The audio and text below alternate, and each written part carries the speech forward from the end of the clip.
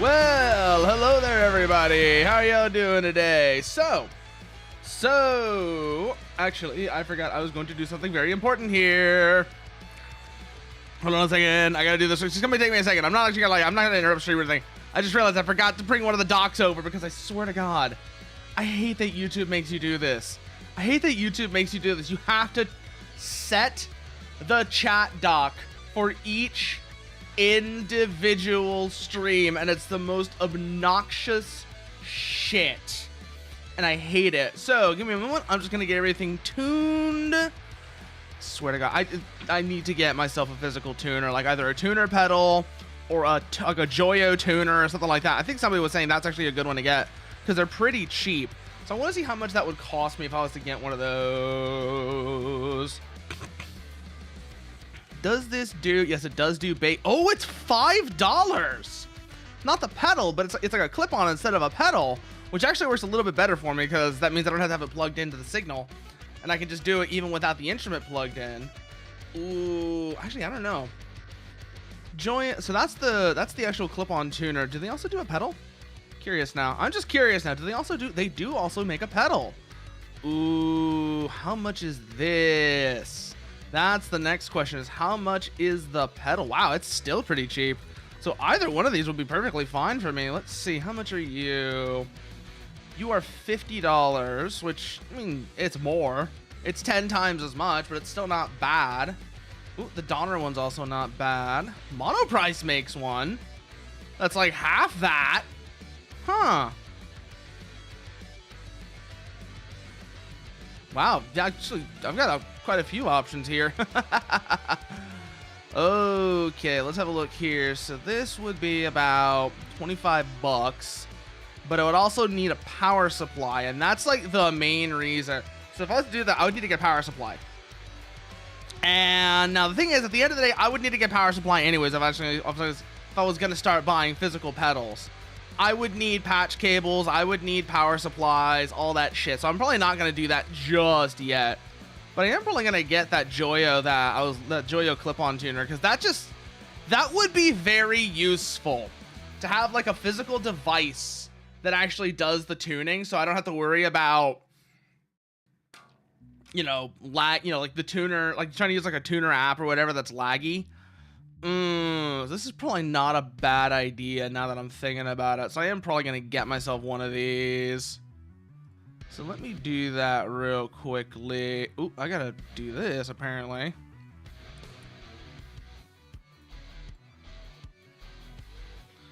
One moment. Because I know I'm buying something on the stream right now. Like, I'm not even going to be able to get it for like a couple of days, but it'll be very useful. So having one of these will be very useful in the future for whenever I need to do tuning. Just because that way I'll be able to make things actually work. So Joyo. Let's compare. How much is this one? No, that's way more expensive. So yeah, no, we're just going to get this one. We're going to get this one because it would actually be very useful for me. Yes. Yep. Okay. And well, I have now purchased a tuner. So not today, but in future streams when we're doing bass practice, I'll be able to tune it much more responsively, hopefully. But let's see. We were in C sharp when we left off last time. I'm gonna retune real quick just to see if I can, probably bring us back up to E, just because E is such a versatile tuning.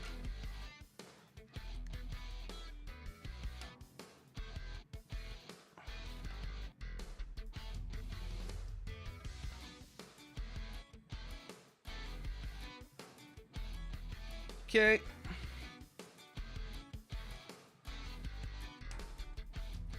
Ooh, overstepped.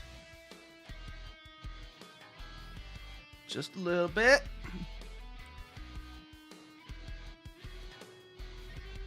Okay, that's A.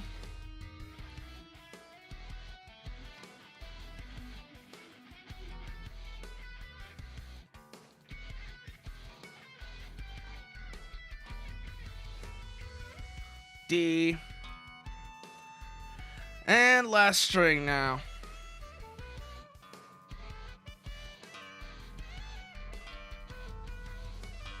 G. Okay, let's make sure E is still in tune. No, it's a little low now. Just the added tension from the other strings. Whenever I'm retuning, I always have to go back and check the E, check the top string, because whenever I finish tuning the other strings, the added tension from them always makes the top string just a little bit low.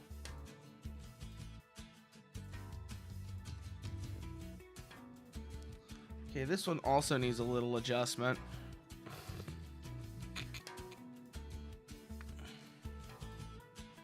It's a little high. There we go. A is good. D is good. G is good. Okay, we're back in E standard now. So let me unmute the bass so y'all can actually hear it. Tune check. Good. And we are just right on the edge of clean too. It actually works really, really well. Really well for where I want to be. For where I want to be.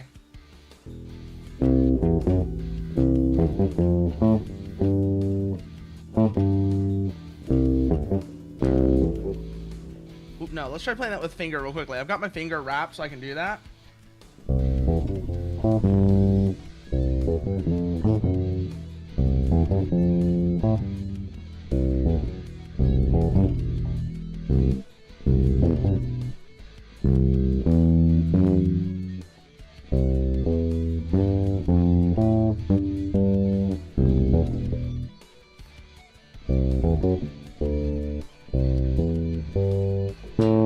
Nope, that's wrong. That's wrong. Hey there, Tunjor. How are you doing? How you doing, Tunjor?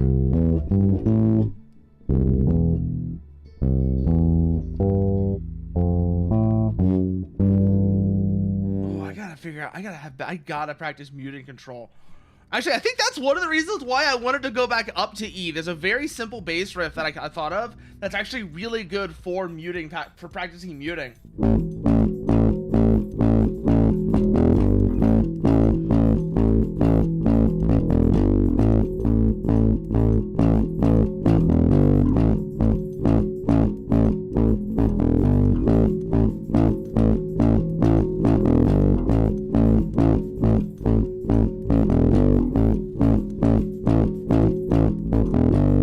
Just had lunch. What'd you have? What'd you have? You don't mind me asking. What'd you have?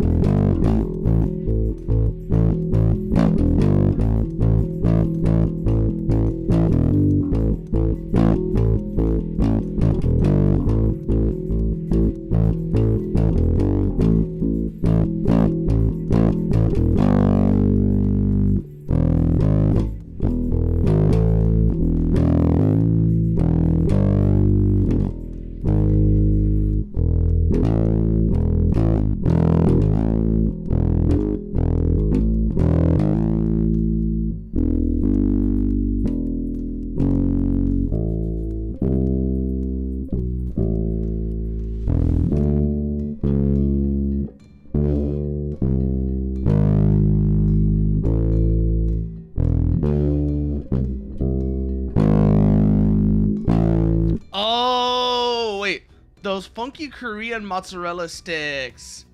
You mean the big ones, right? You mean the big ones? I think I know the things you're talking about. I think you mean like the big ones. They're like, you know, they're like the size of a, I'm trying to think of a good example of what the size of them might be. Yeah, on the stick, yeah. I've never had those, but I've seen those. They look good. They look good as hell. I'm trying to see. I'm actually, now you got me wondering, what are those called? Because I know the thing you're talking about now. I know the thing you're talking about, but I don't remember the name either. And now you got me wondering as well. Now you got me wondering as well. Oh God, I just found them. I think I just found them. And oh my God, that looks so good. It's like a Korean corn dog. Like the Korean corn dog, but with cheese. And, yeah, no. Yeah. Yeah. Oh my god. Yeah, those things look like crack.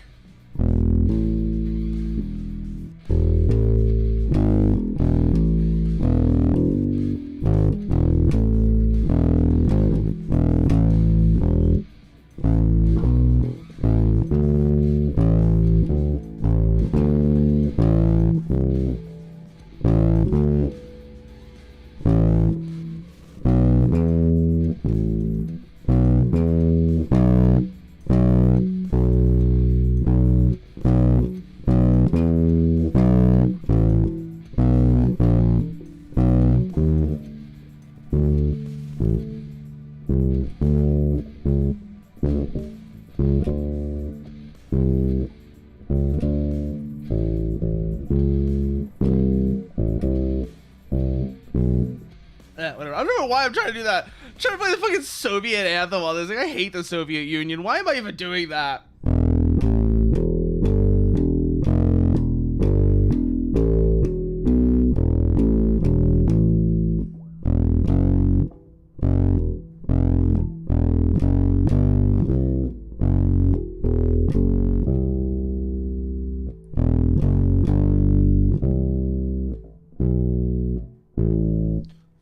I'm okay. I want to check something now. I can't believe I'm checking this because I've never actually bothered how to do this on bass. I'm trying to figure out actually what is the scale. I'm just curious, what is the scale?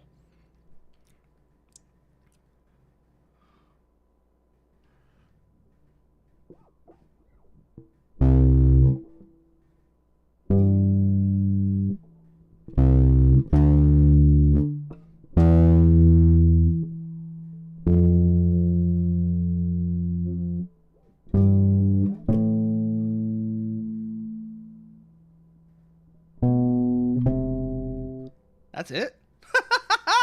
Hey, that's actually really simple. I like that. I knew it was going to be simple, but I like that nonetheless. Let's see now. What is it up here?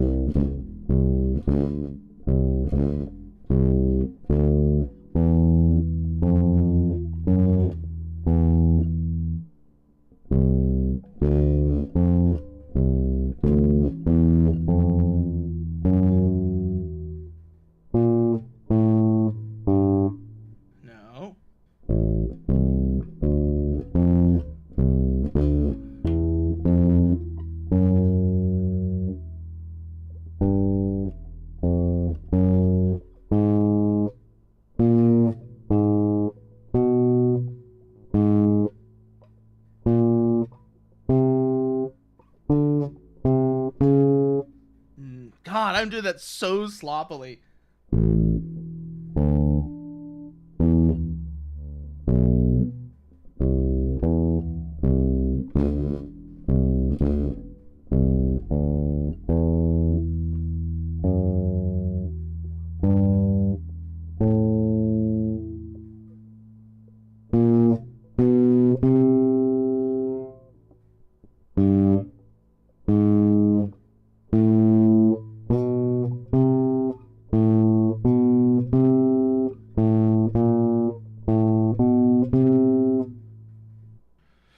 Ooh, I'm so sloppy with that. Like I said, just like little basic things like that. Every once in a while, it's like, do I know what that actually is? No, I don't. I should learn that. I should probably know that because I'm doing stuff that's actually a lot easier if I can figure that out. Like learning scales is actually useful. I know it's not cool, but it's actually really useful. So it's something I should think about.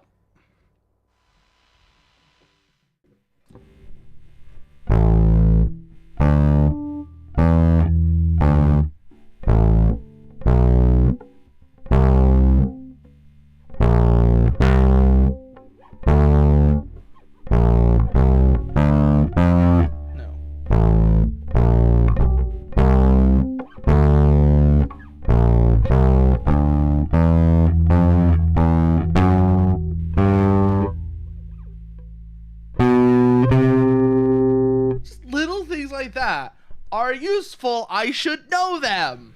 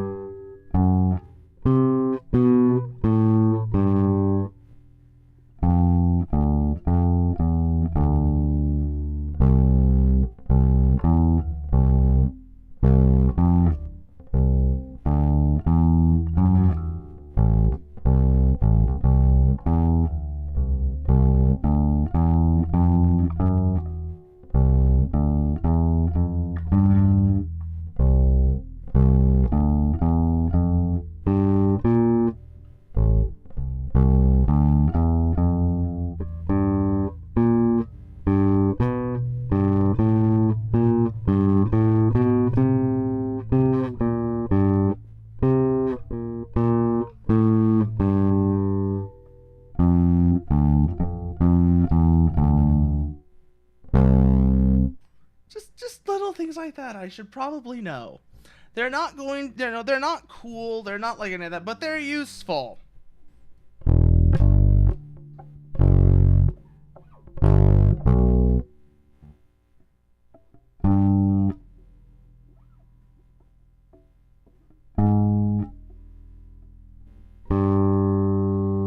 the hell am I even doing that? Like, try to do it on these upper strings, but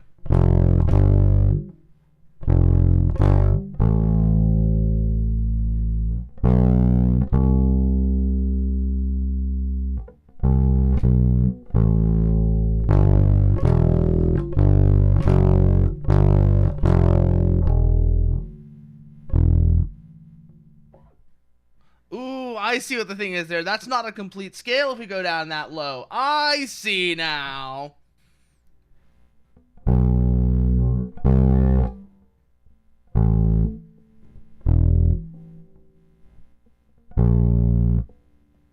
Ooh, what tuning is this starting in then?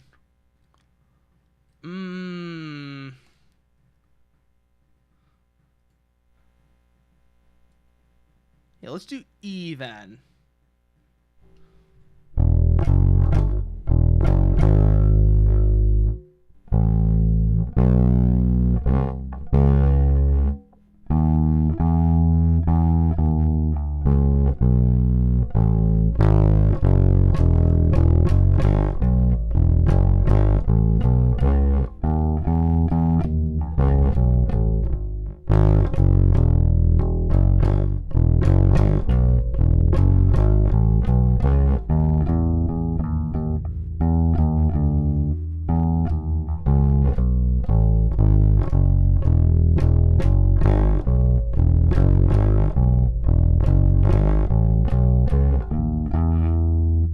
Also helps me figure out what each note is too, now that I'm thinking about it, because I'm not very good with note names. I should know note names. Note names are useful.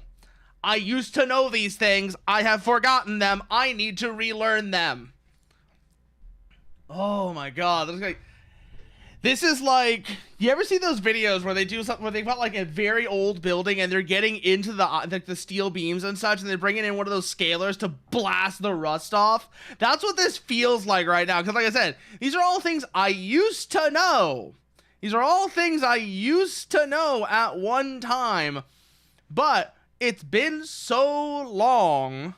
It's been so long that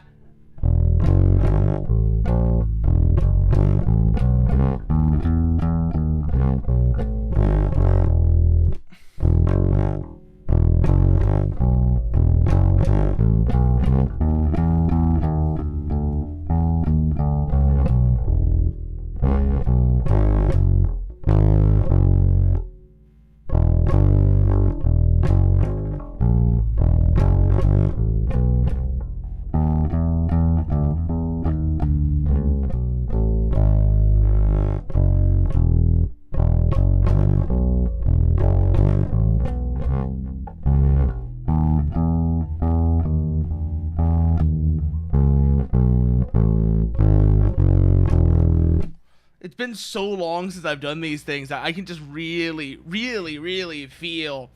It feels like moving something that moving. It legitimately feels like moving a muscle that hasn't been moved in years. And you know how you've got that really imagine like you have like some muscle you haven't moved in years, and it's just super creaky and does not want to work the way that it should. That's the feeling it's got right now. It's the only way I can describe it.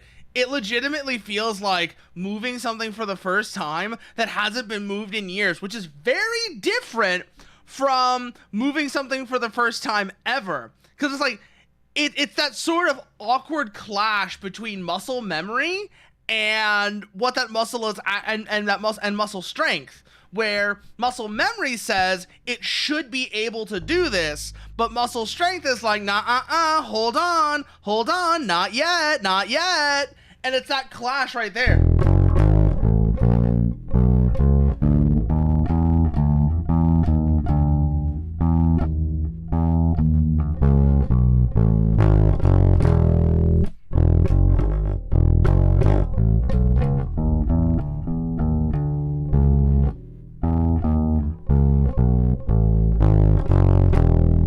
That's kind of what's going on here with this. It's like you've got this clash between the two, and it feels so strange.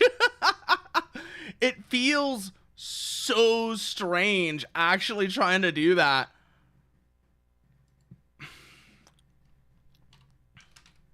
It feels so strange just like going back and forth between those two things that are conflicting. Oh.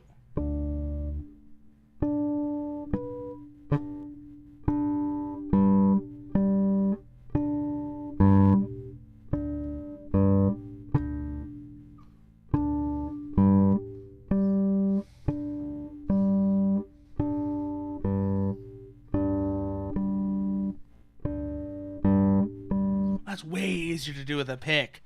Wow, that's way easier to do with a pick. Let me like, because that's me doing that with fingers. Let me do that with a pick real quickly.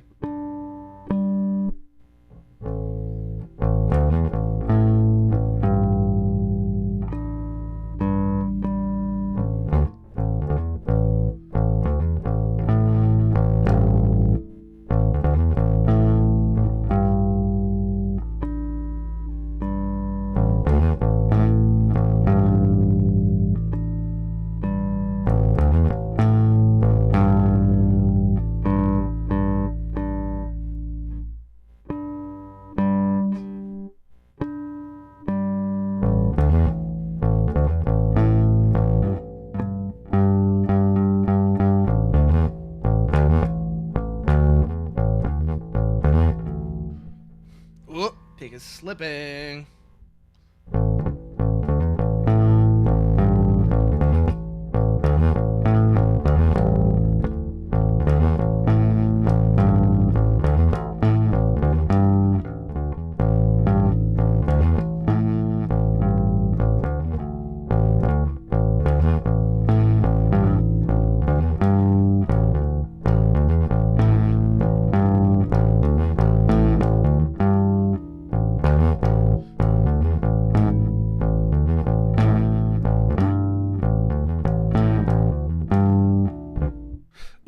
That sounds really good if I just hammer it on.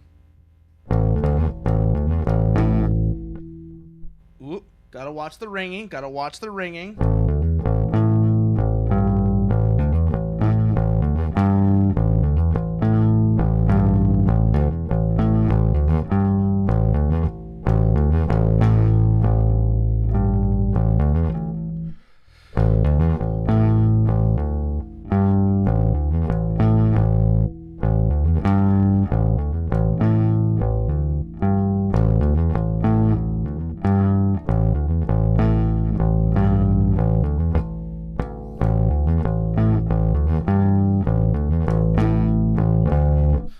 Wrong string there. Oh, we were doing pretty well there for a minute, though. But they'll go wrong string right at the end there. Ah.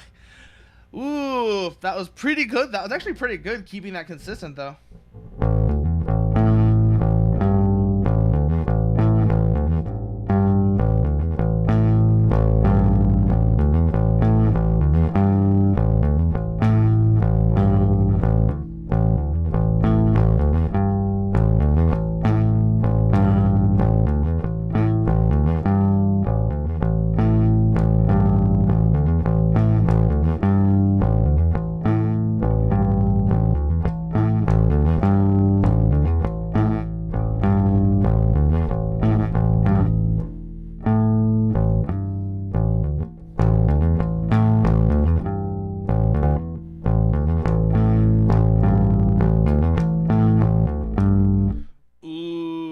That feels really nice though.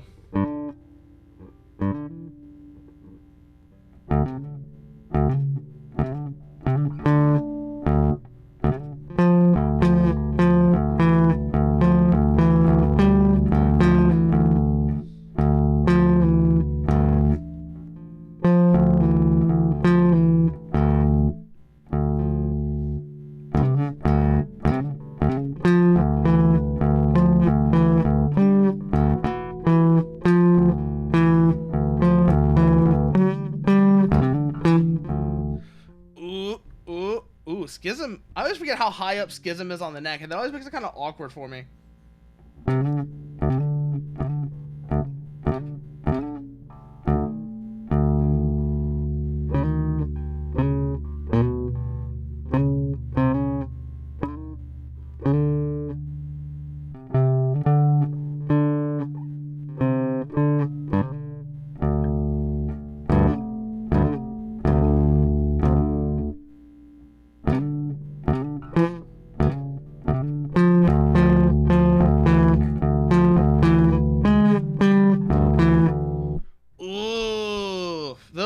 Gross sounding.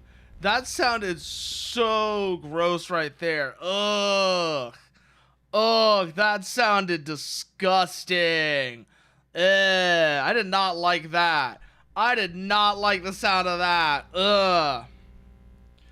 Ooh, that's cramping, that's cramping, that's cramping.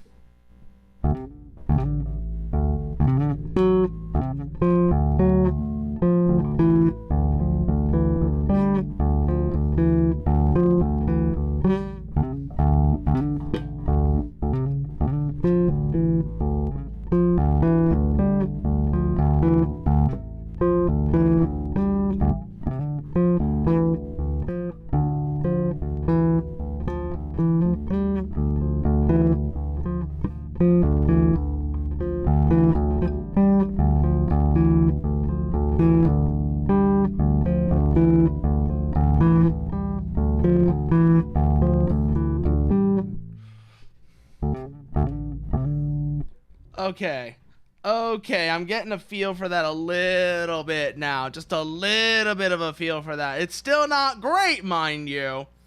It's still not great, but I'm getting...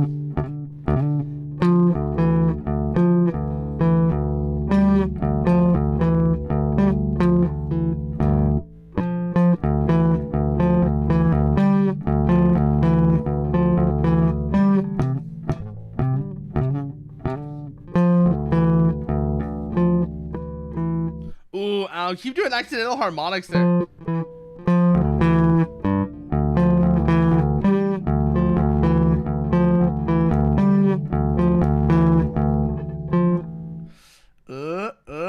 Hand is not responding the way it's supposed to.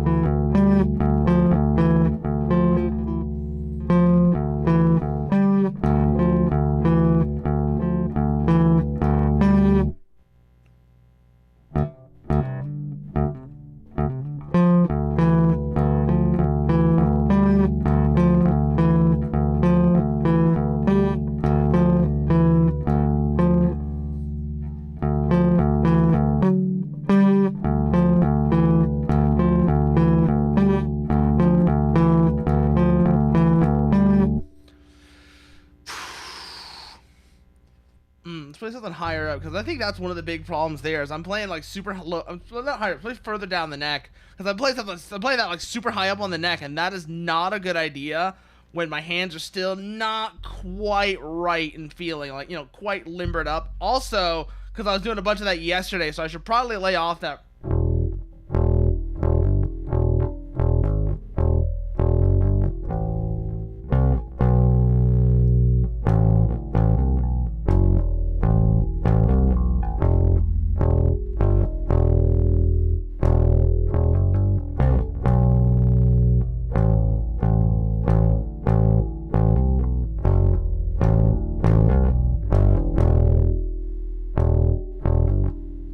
Let's try playing that without a pick, actually.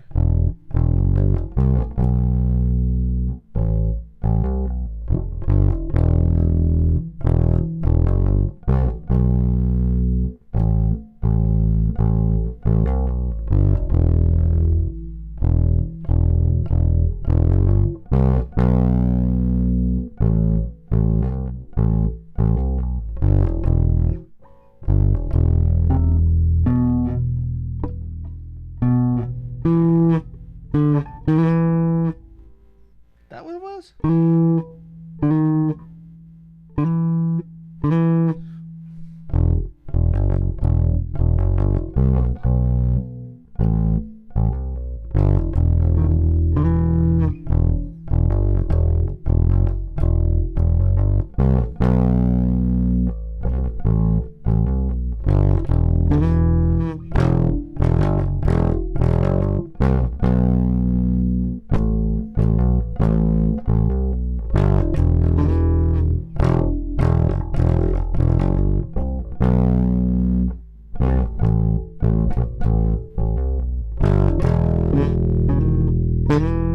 Yeah, that's it right there. 7-9.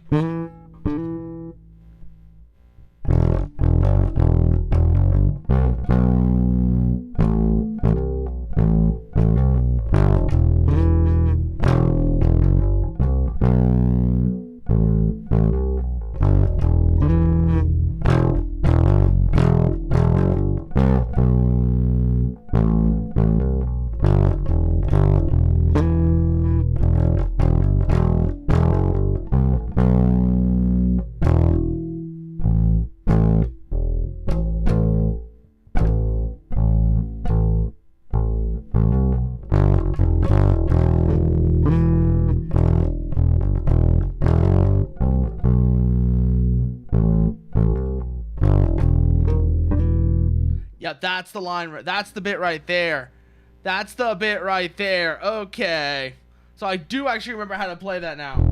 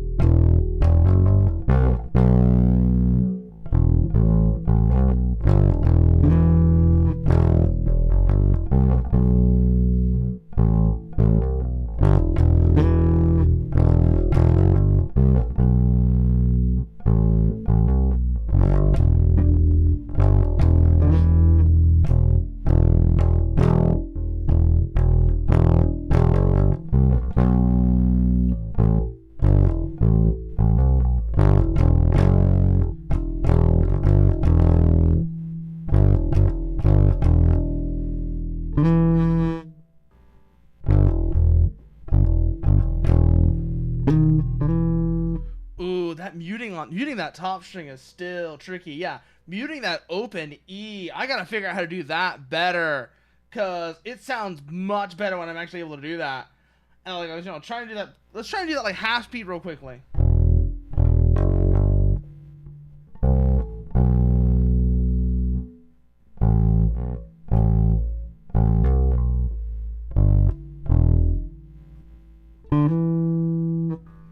Compare that to.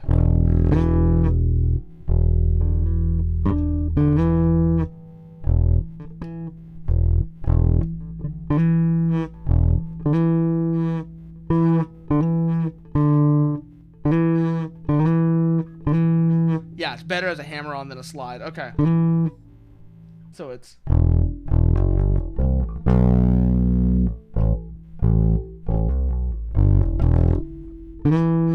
Yeah, gotta mute that open E. I've gotta mute that open E, otherwise it doesn't sound quite as good. Ugh.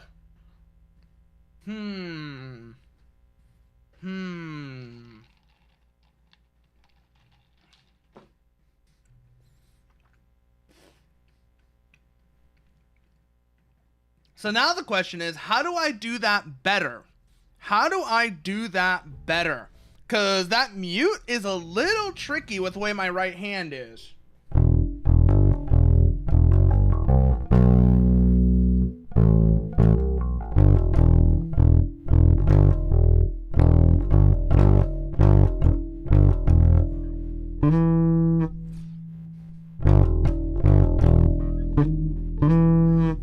Wait, use the thumb. That's the answer. Use the thumb.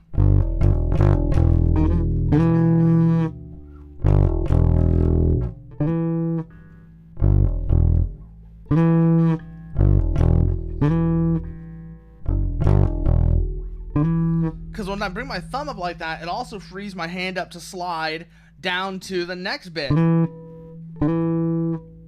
So yeah, no. That actually kind of works. That actually kind of works. I don't know if that's correct, but it kind of works actually.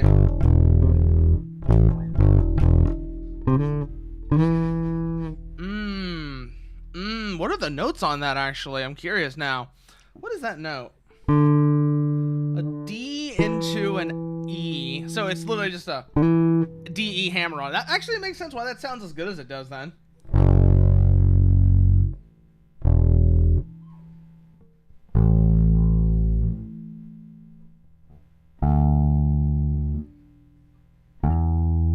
If we bring that down an octave.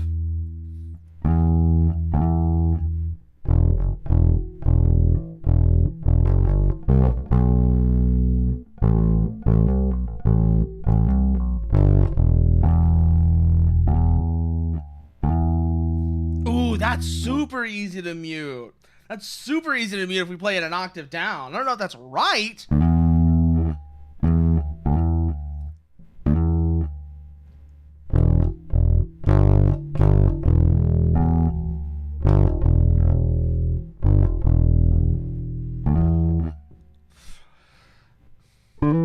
Yeah, I think that's a D3. Let me actually go look at the bass line for Feel Good Inc. now. I'm kind of curious now. Is that a D2? Or is it a D, is that D2 E2 or D3 E3? Let me go look actually. I'm curious now. Which way is that? Because it's a D into an E. I know that much already. But is it... Which octave is that on, basically, is the question. That's what I'm trying to figure out now. Which octave is that on? It's like, feel good.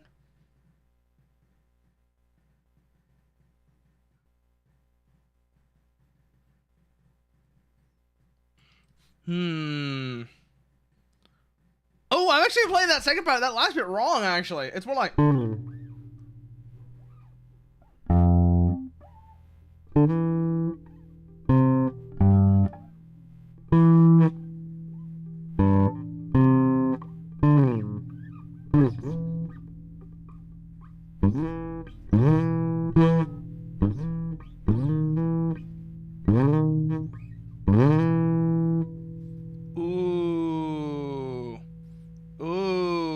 Interesting. To slide into an E?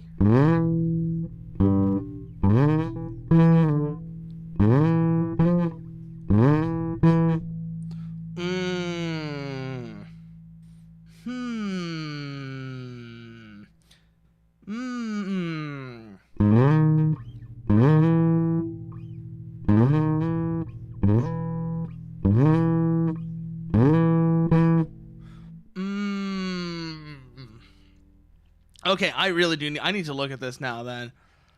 I need to look into the... Yeah, it is a slide. Okay.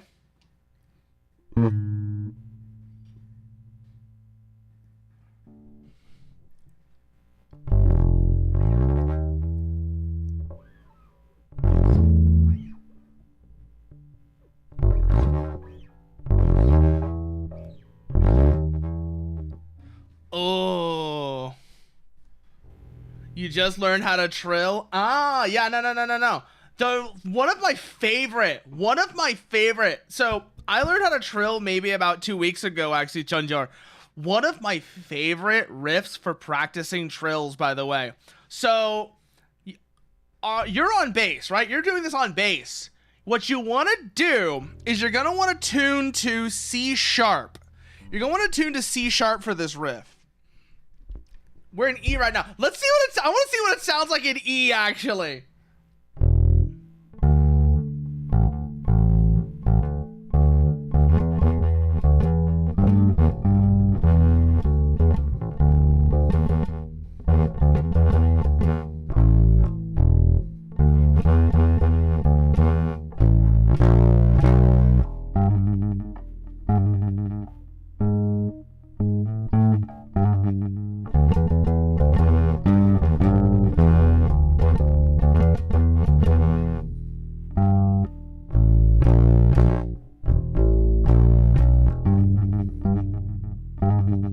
One of my favorite riffs for actually practicing trills is the opening riff to California by Church of Misery.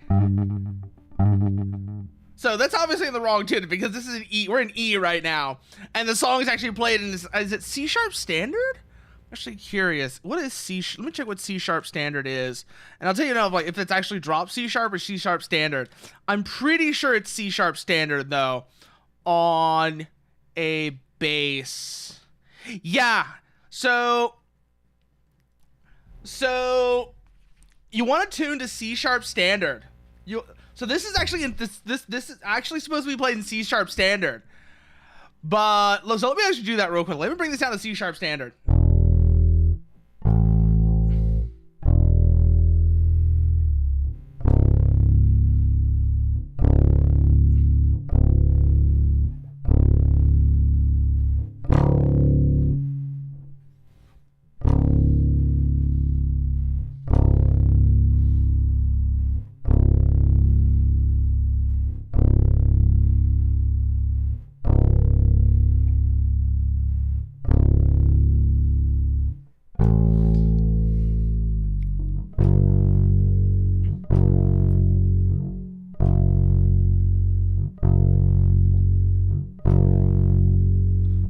Go C sharp, F sharp.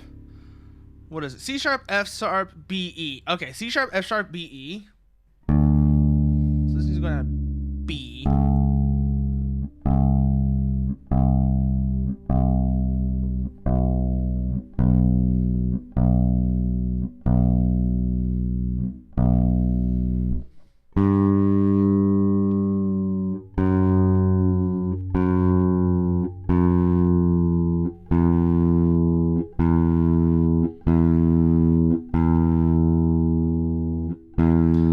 California by Church of Misery.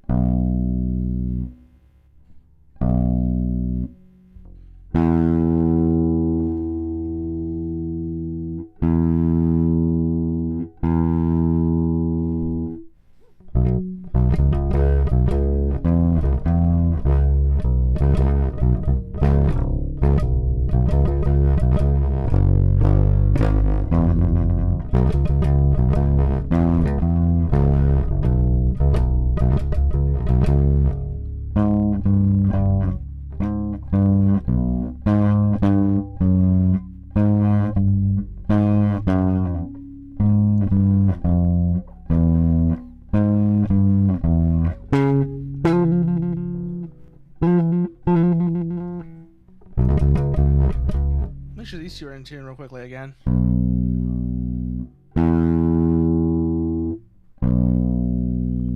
Yeah, they are. I'm just playing that part wrong, I guess.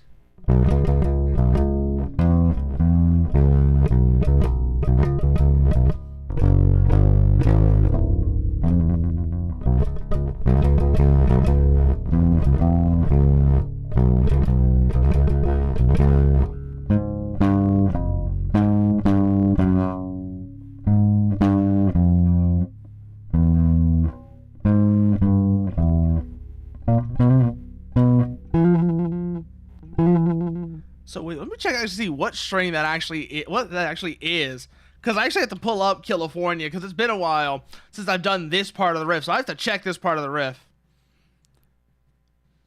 Okay.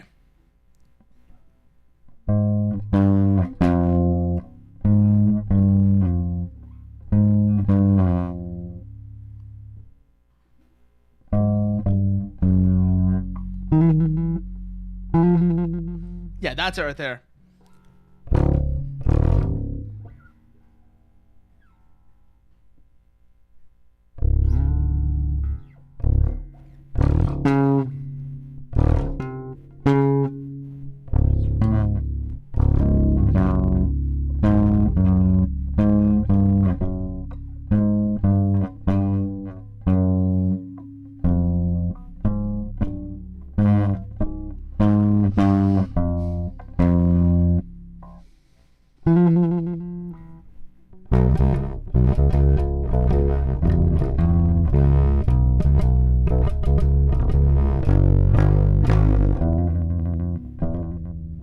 Yeah, that's it right there. Like, I'm not doing it very well, mind you, but that's it in a nutshell right there. Ugh.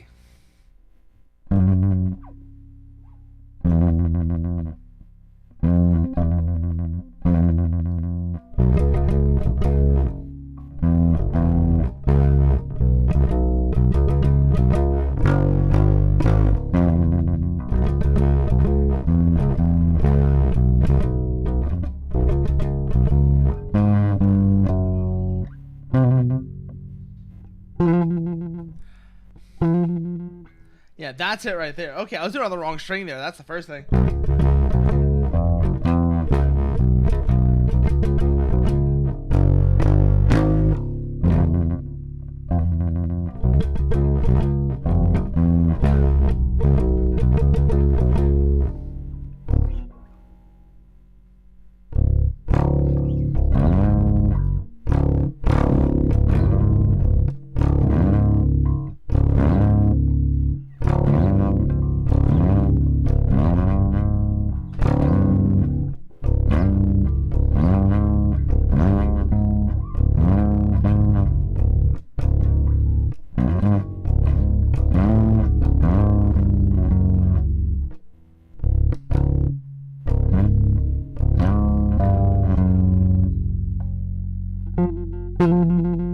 Ooh, that's actually kind of tricky.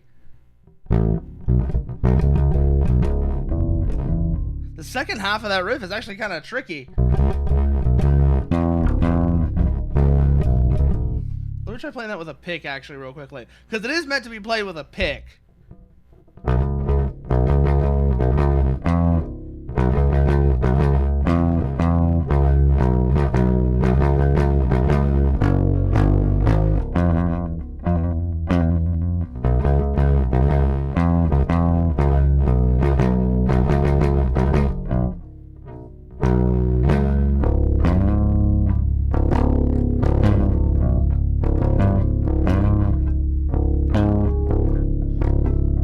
Ugh, sloppy.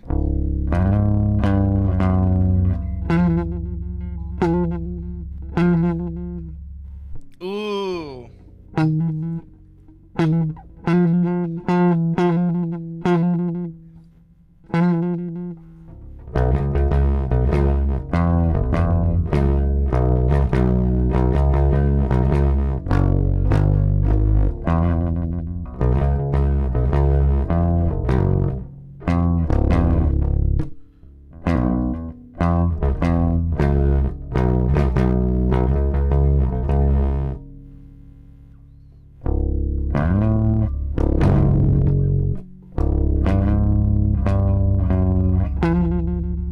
That's it right there. Ooh, I'm doing that so sloppily. I'm doing that so poorly. Ugh. Ugh, that's not going well at all. Whew.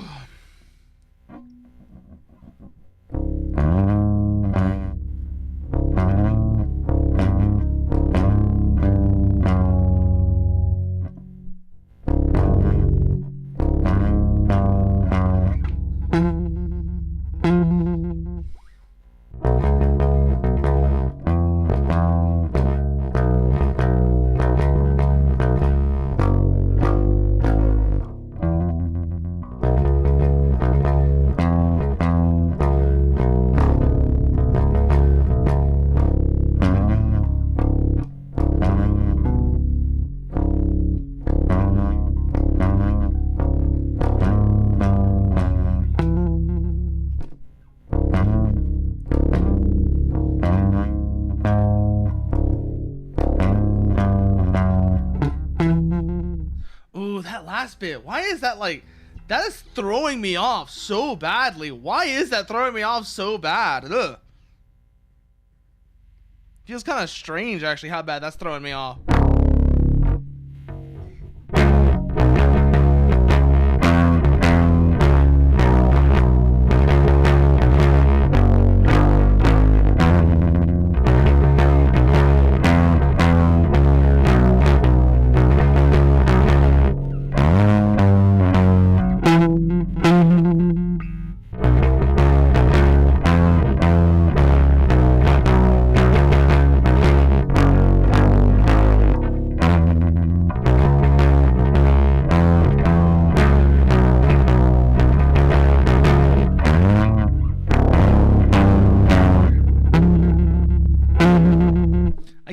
cannot believe. Please tell me it's not because I was trying to play it without playing it while it was like kind of a clean tone.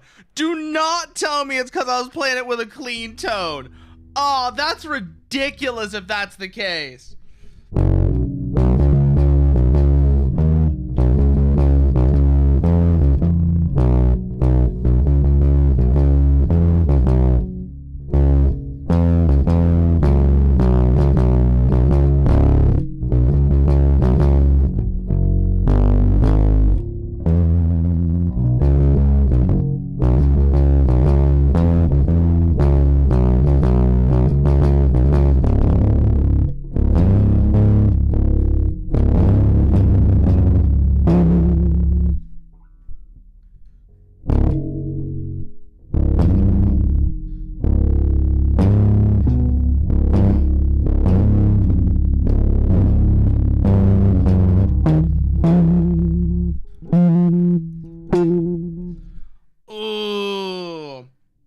I'm still not playing it well, but please don't tell me the reason I was playing it so badly just now is because I was playing it on a clean, trying to play it on a clean tone. So I was trying to play it without any distortion in there.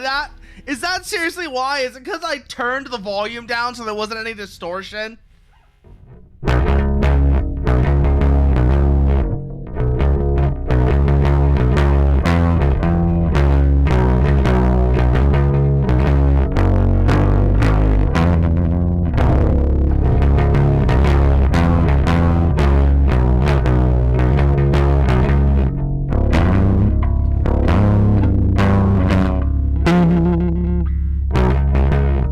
It still doesn't sound right though, is the thing. I'm playing the right notes, but I'm not playing them right is what I mean. It still doesn't sound quite right. I'm still playing that very wrong. And hey there, what is this channel for? This channel is for many things, most of them done poorly. That's what this channel is for. This channel is for many things, most of them done poorly, as you are currently experiencing right now. Like right now, we are playing bass poorly. Soon, you know, in maybe like an hour or so, we will be doing flight sims poorly. Maybe, I don't know, we'll see. But we may be doing flight sims poorly. We'll see where that goes.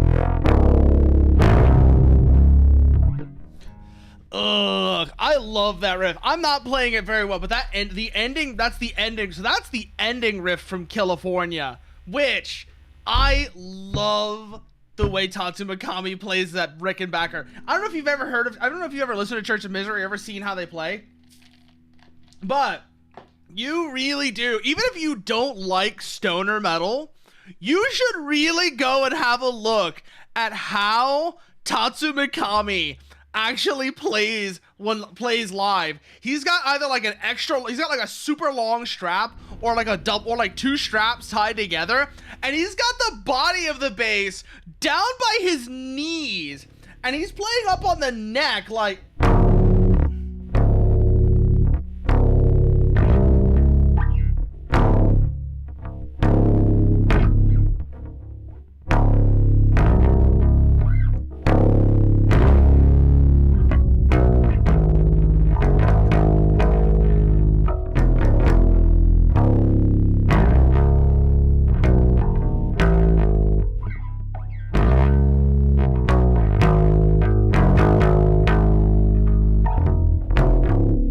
I'm doing that so badly.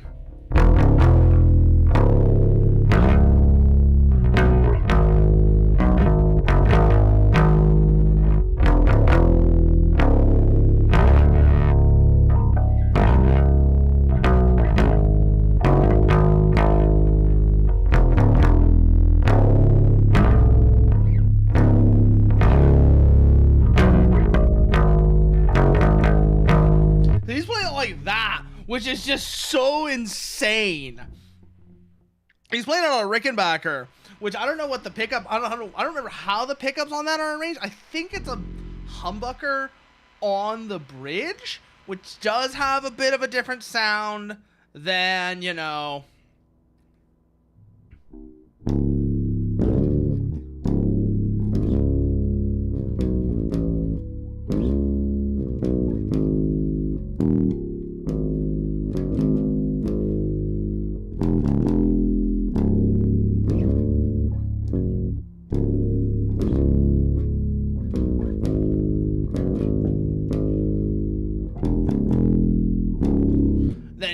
The way I was playing it just now, I was using the neck pickup. And playing it down here. Let me see if I'm playing on the bridge pickup what that sounds like real quick.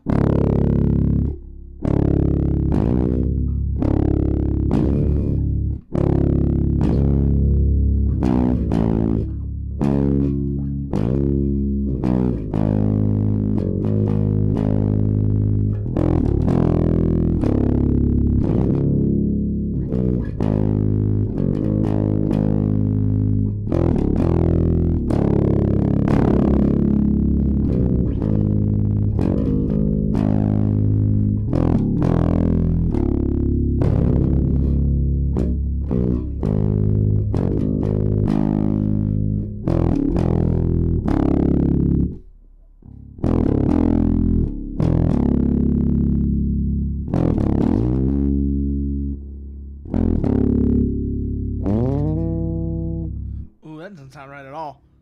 Oh man, but it has been a while since I've done that. It's been a while. Actually, not been a while. I was doing that yesterday. What the hell am I talking about? It's not been a while since I've done any of this shit. I was doing this yesterday. Oh, but like I said, I have not been playing for super long, so that's kind of part of why a lot of it sounds super scuffed.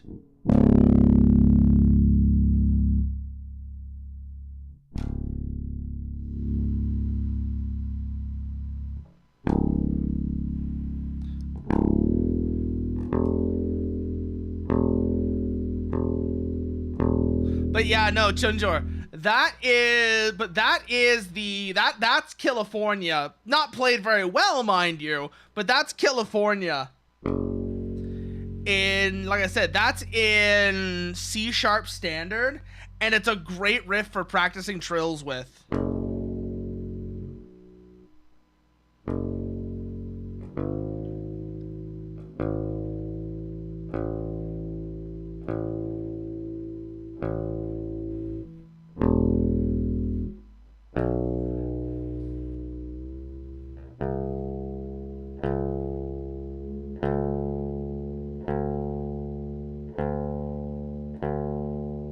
I mean, I'm personally biased because I really like playing stuff that's super down-tuned. But yeah, that's still a great riff for practicing trills with.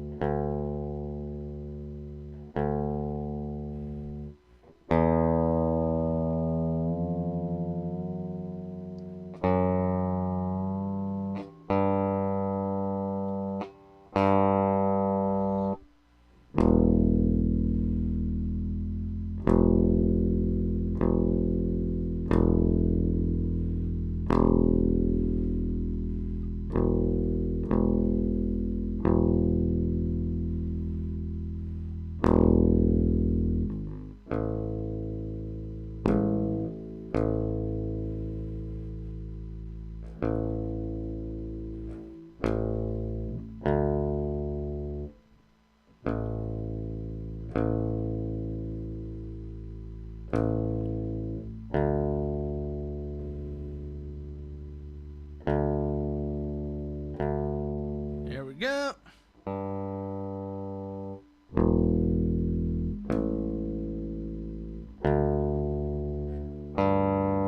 So one thing I will say about this bass though, so this bass is kind of an interesting beast.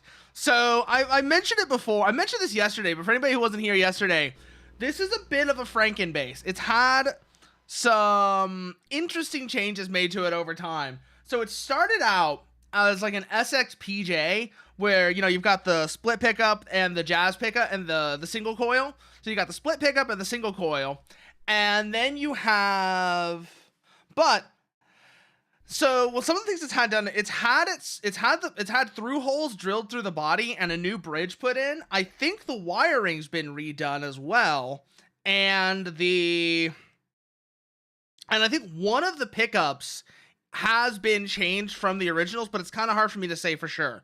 I don't know enough about this instrument's history. I don't know quite what the deal with it is. But like I said, I like to call it the Franken bass because of that. But the one thing about it that is kind of an issue, well, actually I'm noticing there's two kind of issues. One is bigger than the other, but the nut is very worn. And as a result, because of the nut being so worn, it tends to, I have to have it shimmed up, or else the open strings are basically unplayable because they buzz so badly.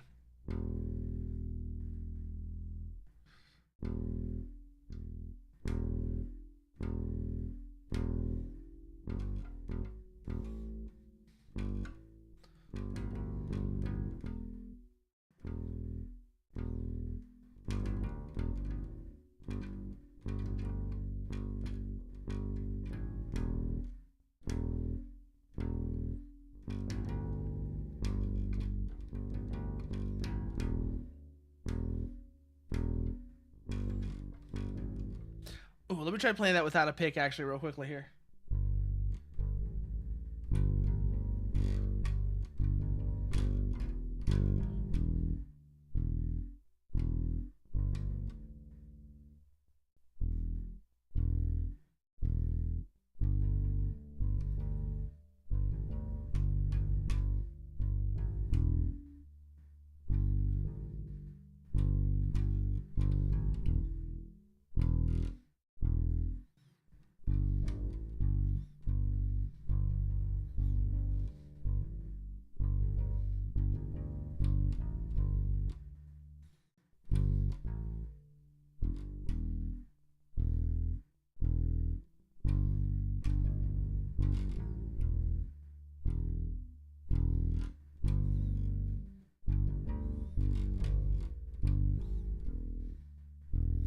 Ooh, that's getting me too.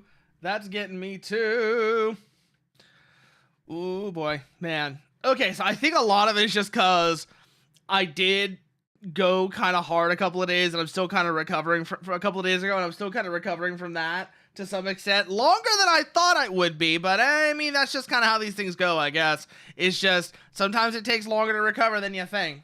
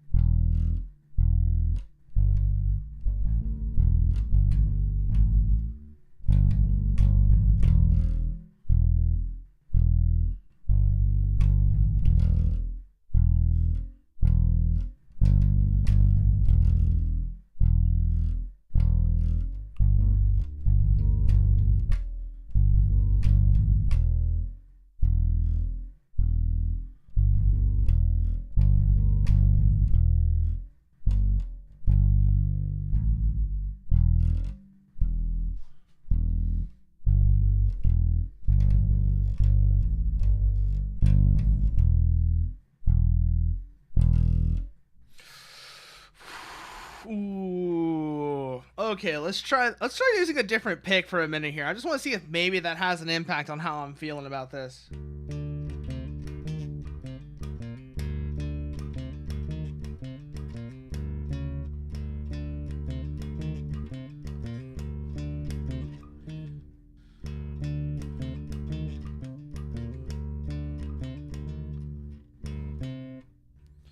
Oh, that does feel a little bit better actually. Maybe it's just because I'm like, yeah, this is a good pick for when my arm is starting to get a little tired, I think.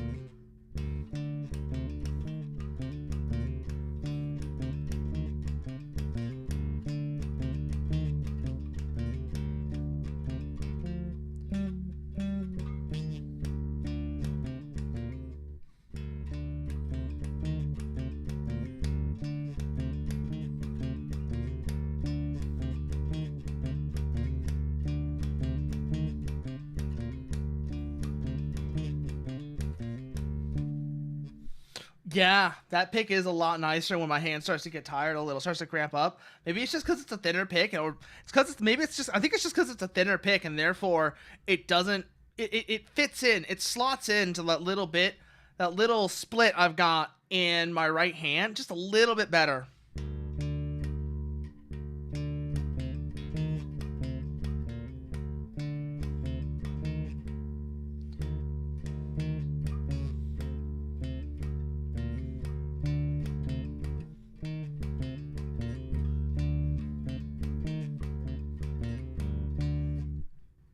But it doesn't have as much control over which strings I'm hitting, and that's the reason why I really like this Dava pick.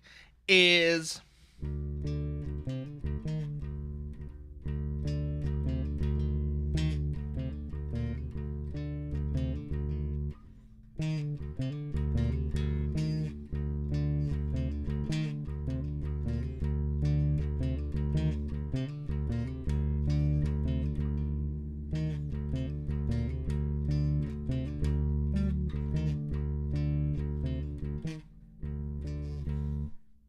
ooh, let's switch back off of a pick real quickly because, like I said, I don't think either one's really working really well for me right now.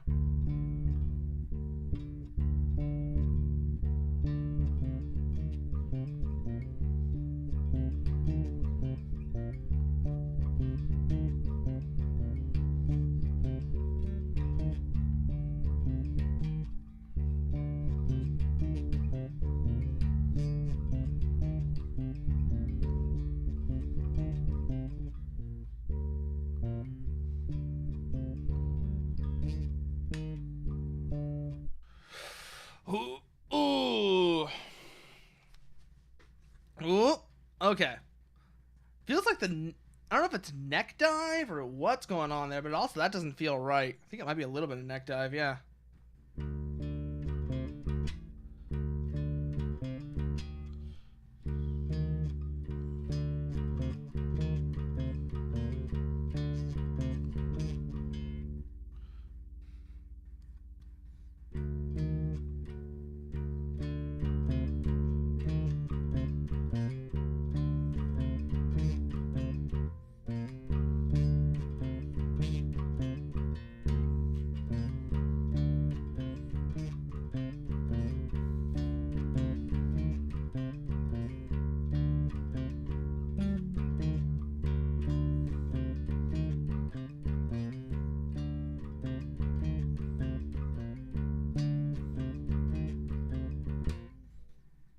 Ooh, sloppy.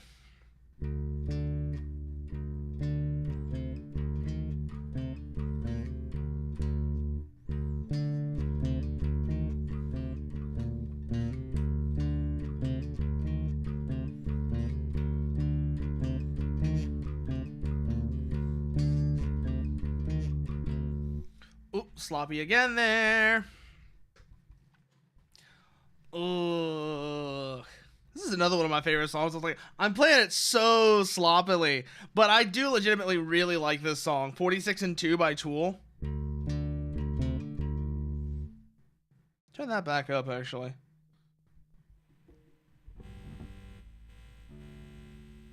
Back off the tone a little.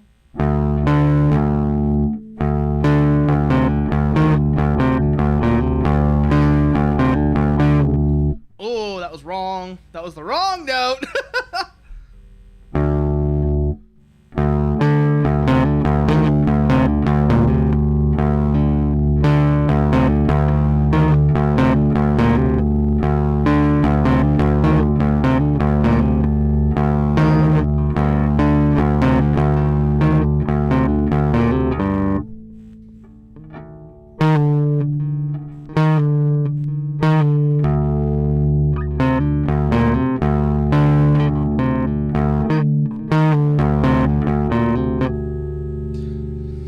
Ugh, why does my right hand feel so wrong?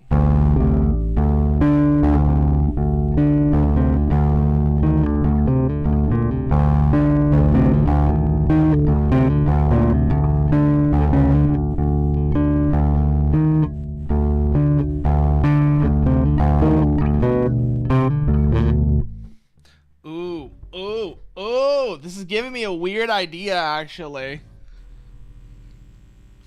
46 and 2.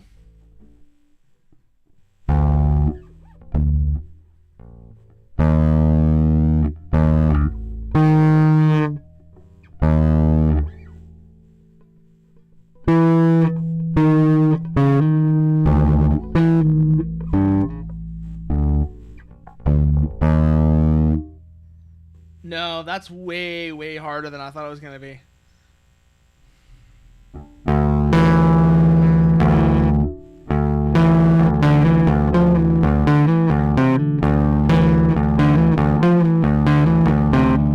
That's completely wrong, but I know that's completely wrong. It's actually...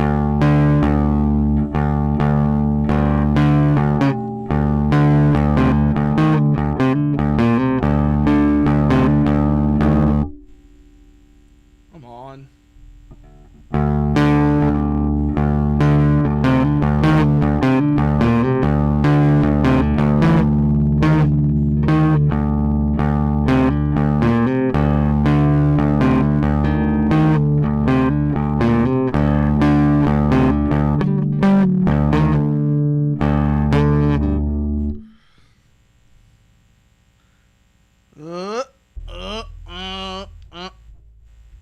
I swear, like something about that just does not feel right. I'm not sure what it is.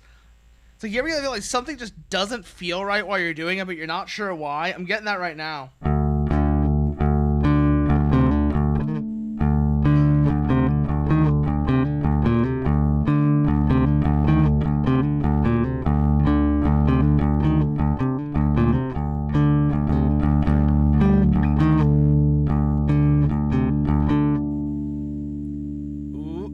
Feels kind of gross actually.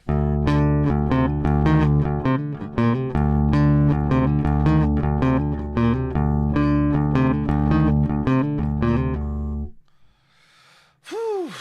So let's back off a little bit.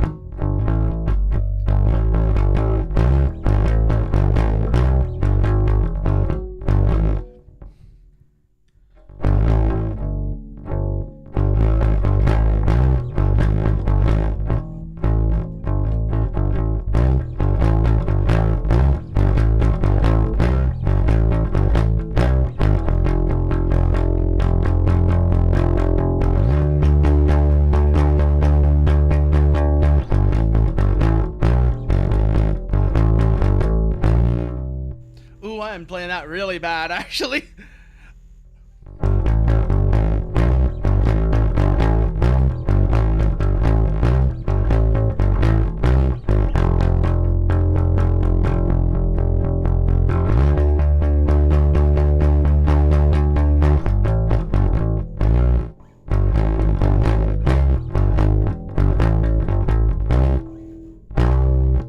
Oh, I'm like overshooting that slide. I'm overshooting that slide.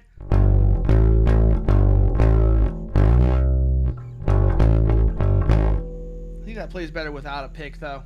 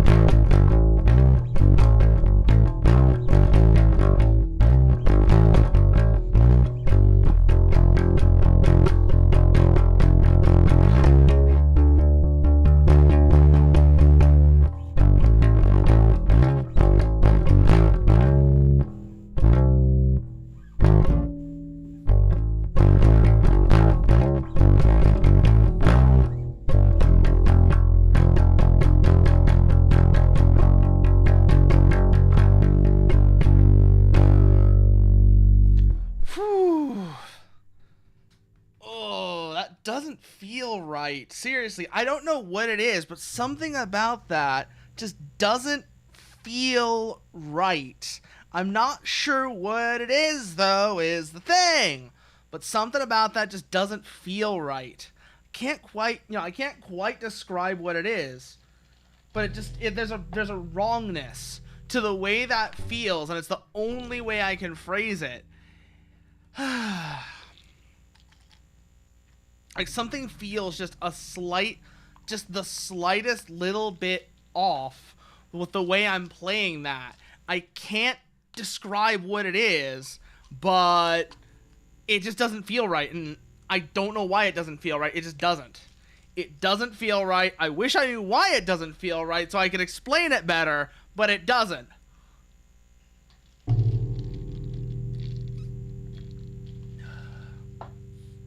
Ugh.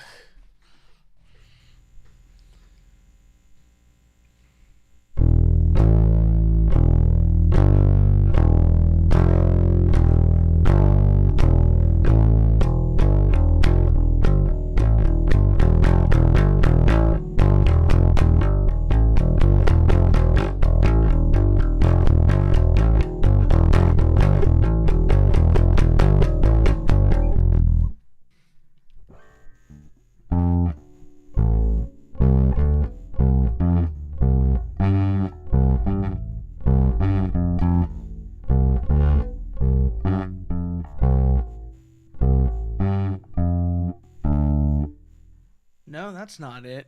I was looking at this earlier. How does tank go again? How does that go again? I was looking at this earlier.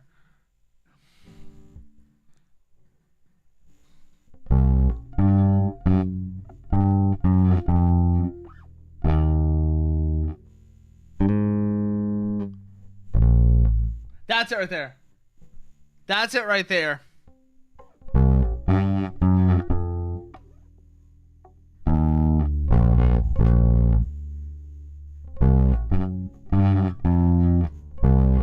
Let's play that with a pick, actually, because my finger's starting to get a little sore.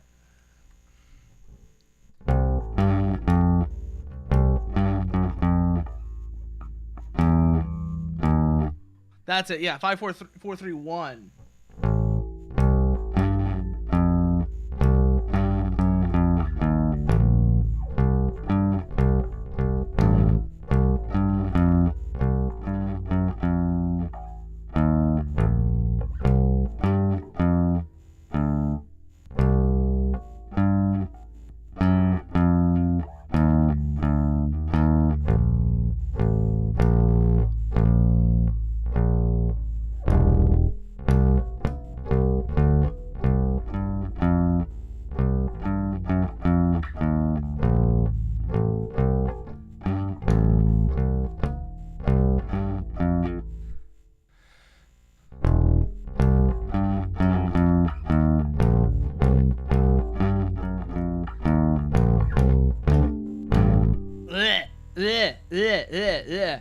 No, no, no, no. Let's go back to the other one. Let's go back to the other one.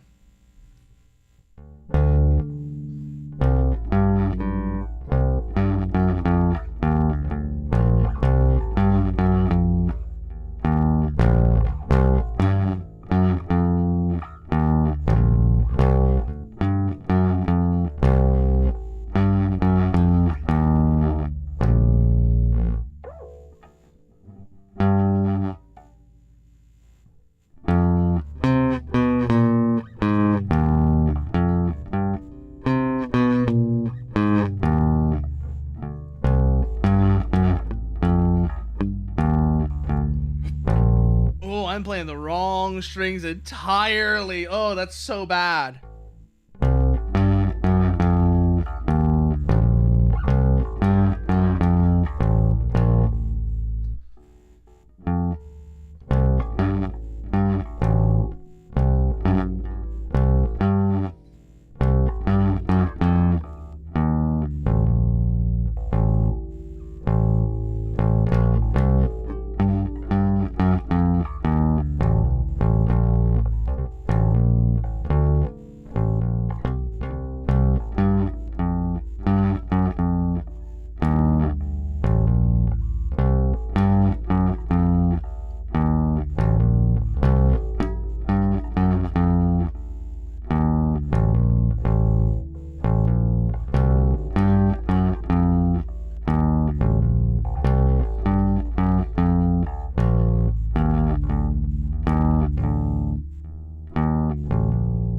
So yeah, it's very distinct there. Okay.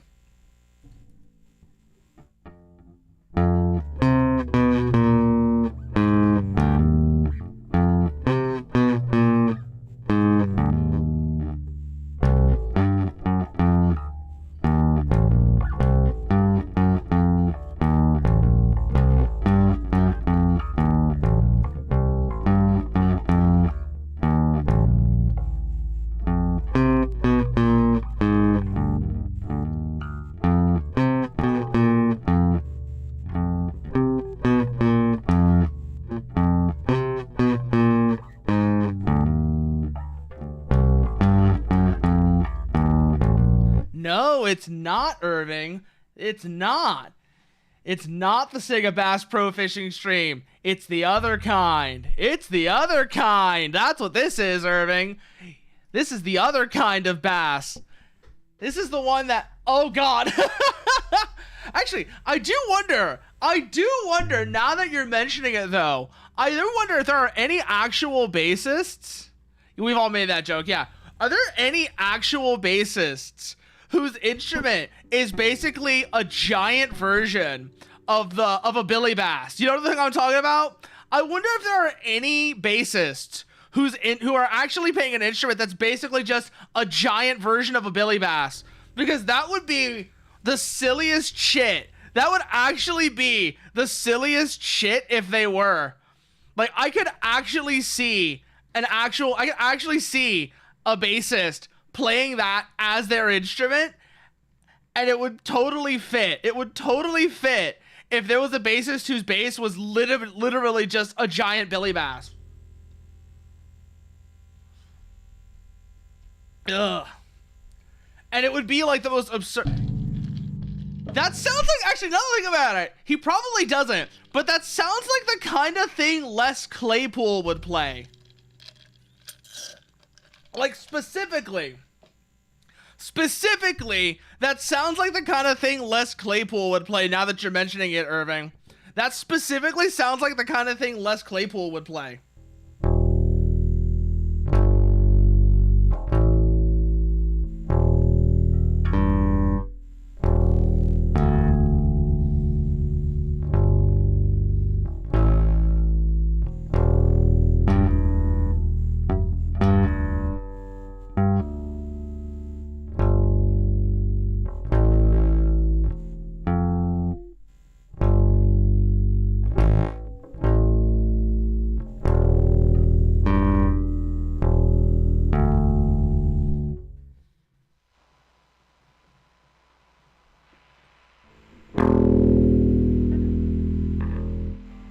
Yeah, no, that's what we want there.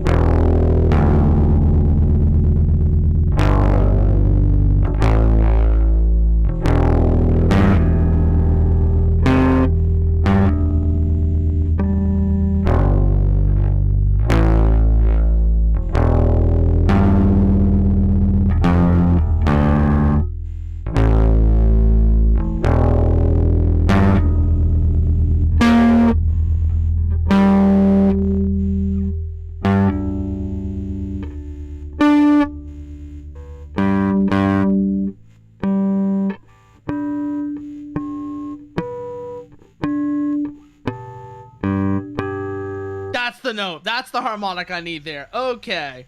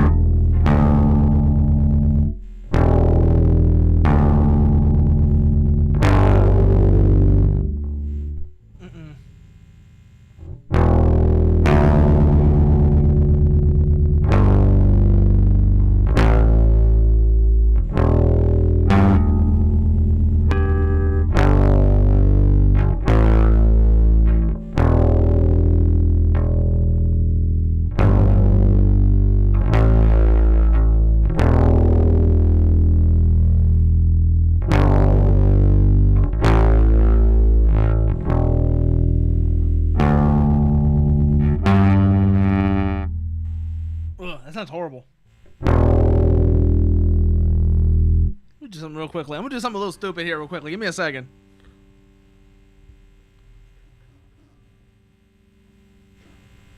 Turn the gain to 3 o'clock, and let's just see how ridiculous that sounds real quick.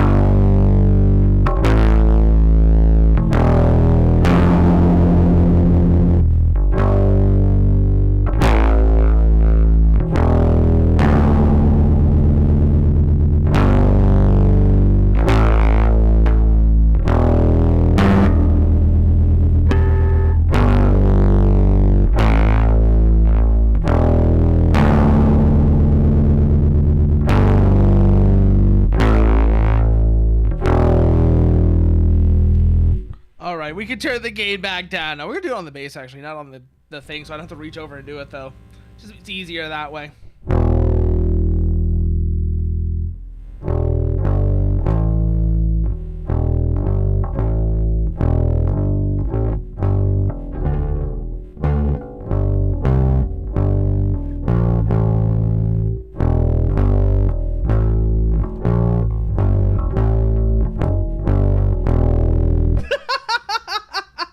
Oh my god. Of course I try and play Smoke on the Water, even though it's the wrong instrument.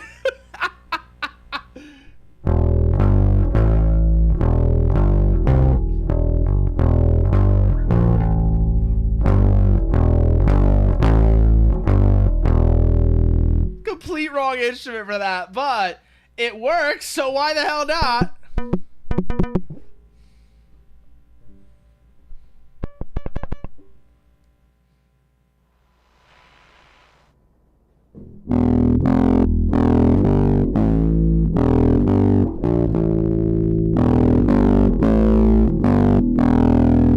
So stupid. It's like, I don't even really like Smoke on the Water all that much is the thing. It's like, it's a fine song, but it's a song I've heard way too many times. I guess that's part of why I decided to play it just there. It's like, it's just such a simple thing to play. I was like, why the fuck not?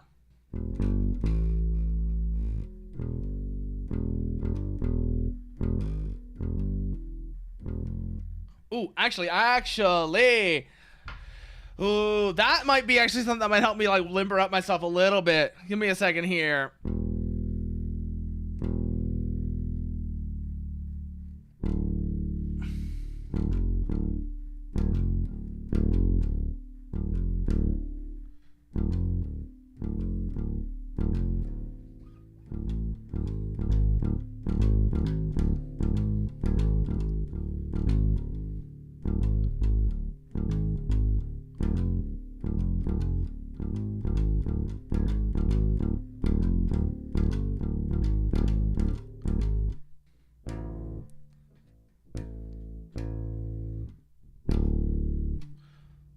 Oh, God. Of course this is what I default to, because it's always what I default to.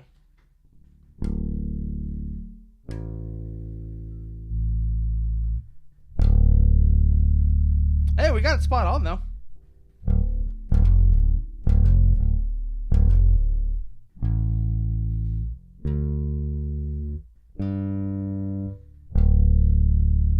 Okay, so back in drop D.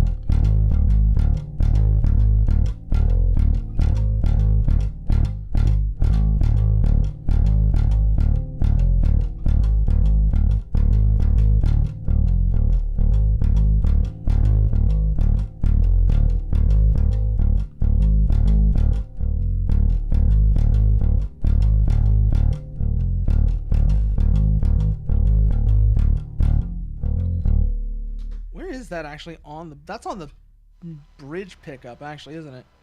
Let's bring that down just a little bit. Keep playing on the bridge pickup though.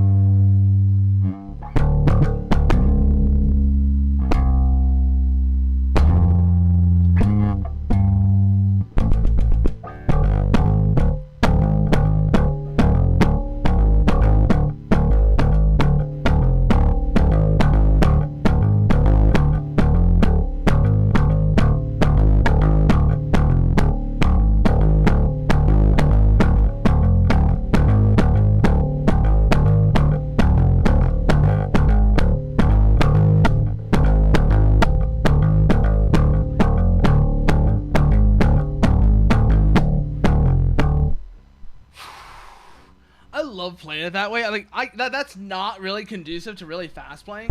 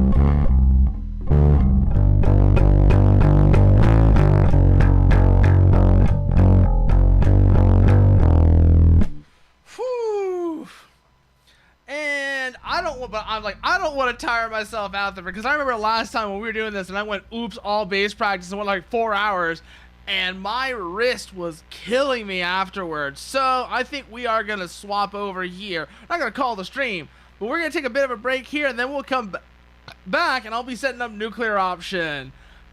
Cause I don't know if y'all know this, I don't know if y'all saw, but it got an update recently that added a bunch of really new interesting weapons. I've been playing around with them a little bit and they're a lot of fun. So we will be swapping over just in a bit. Like I said, it's gonna be a quick break right now and then we'll be swapping over. Maybe see you on about 15.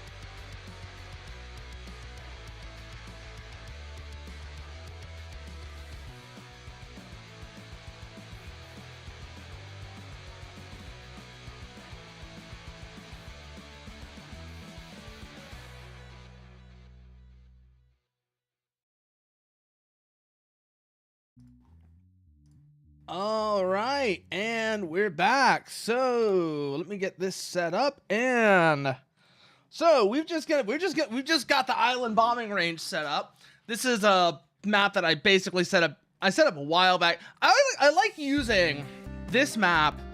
I like using this sort of setup. A sort of basic bombing range setup for anybody who's new to the game to drop in and get a feel for things, just so that, you know, just because it really does help to get like a feel for how weapons work and how stuff is, you know, how stuff plays out, and just practice getting good strike patterns and such in.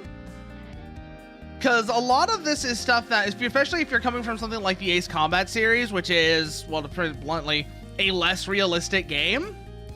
It's an arcade game. It's never pretended to be anything other than an arcade game. But if you're coming from that, getting some practice in on how something that's more realistic feels is actually a very useful thing. What can we put in the weapon bay? 250s. We'll do that there. Can we have anything bigger out here that might be interesting? Actually, you know, we could put... Can we put kingpins out here? No, but we could put... And... We've got 250s internal, though, so... Let's put the 68s here. No, 68. And then the kingpins here.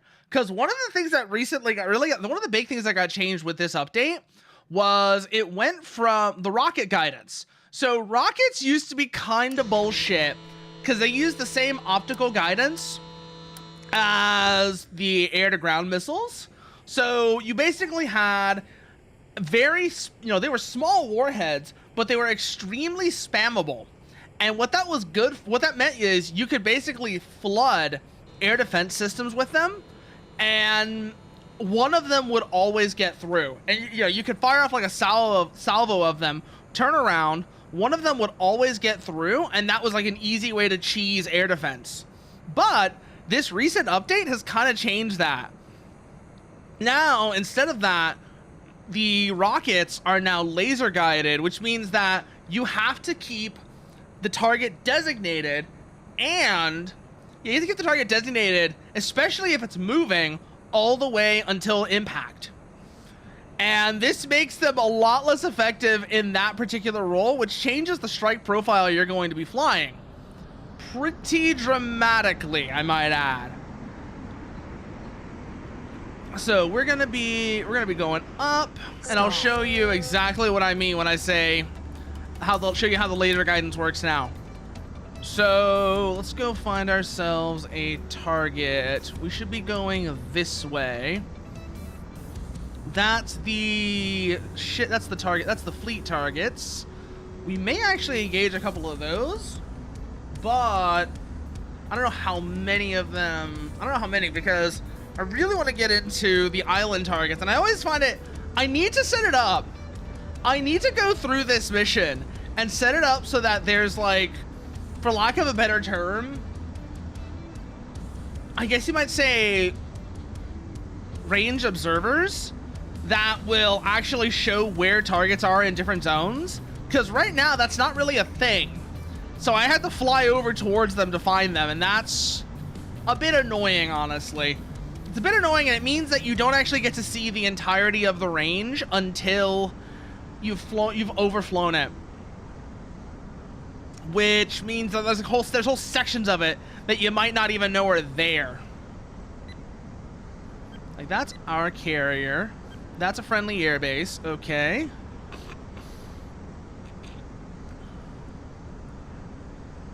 Let's see what we got here then. That's the fleet targets. Those are mostly corvettes. There's a couple of dynamos, and I think there's a couple of dynamos, a couple of Hyperions, and a couple of dynamos, a couple of annexes, and a single Hyperion with them, which is also really useful for getting a feel for anti-ship weapons. But that's really not what we're here for right now. What's that over there? That is an airbase. What else do we have around here? So we have an airbase, a fleet. But that volcano, I know, has a bunch of armor, of fortifications and vehicles on it that are really, I think, one of the better target sets to start out with, particularly for the weapon load we've got with the 250s, the 68s, and the Kingpins, because these are all really great weapons for cracking bunkers.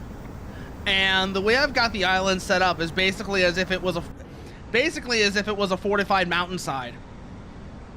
So we're gonna fly over and we'll go from there. Okay, fleet's coming into view. Like I said, I should probably set up something like, I guess the way to describe it is like sort of range observers so that all of these things are visible. Something for me to think about next time I'm in the mission editor, now that I'm actually looking at this. You know what, let's do that right now, actually. No one's in here. Let's go do that right now. Let's go to the mission editor, let's set those up. Let's set those up, because I'm right here right now. I should probably do that. So here you can actually get a better view of everything that's in the zone. So let's go roughly here. Actually, if we change this one to a friendly, still have it hold position, that can be our range observer. Same goes for this one. Hold position. That's our range observer there. We could put one somewhere around here maybe as well. And that'll enable this being used for structures. So, HLT radar truck, place, Boscali, hold position. And then another one up here. Sort of, again, for the same purpose. It's basically, these are basically our range observers. So, radar truck. Where did I put the radar trucks at? They are... Why can I not find... There it is. Okay, I was like, why can't I find the damn radar truck? There's the radar truck. Same for you. Range observer set.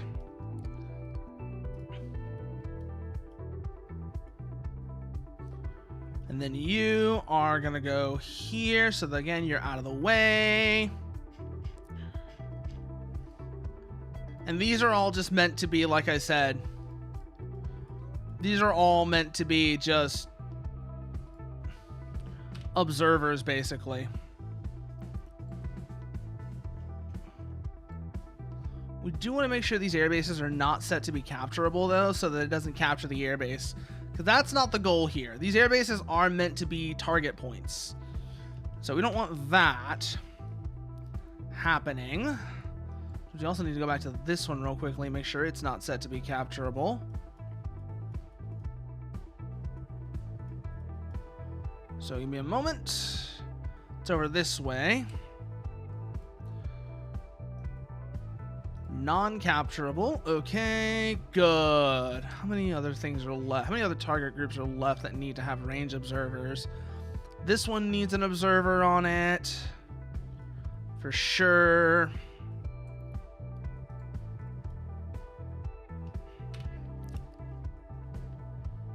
So let's get an HLT radar truck for this one.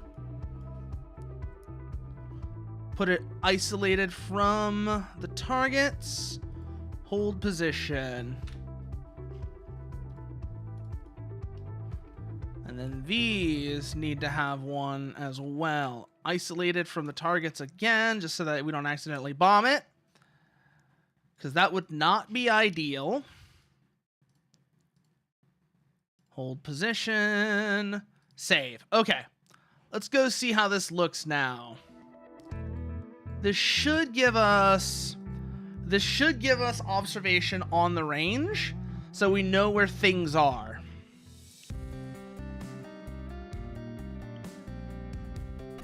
Annex class. No, not the Annex class. We're going to do it from Cliffline.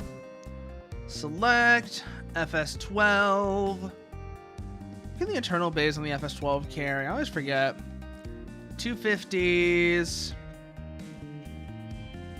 Okay, what about the wingtips? Can they carry anything other than air-to-air missiles? No, they can't. So we'll run those blank. Actually, would the FS-20 be better for this? It would be, actually. It would be. So we'll do that. Then you will have twin 68. No, you will have 250s. This will have... Actually, no. This will have 250s. This will have Tuscos, and then this will have AGM-68s. There we go. That's our weapon load setup now. Okay, that's good, that's good, that's good. Okay, purchase. Let's see if those range observers work.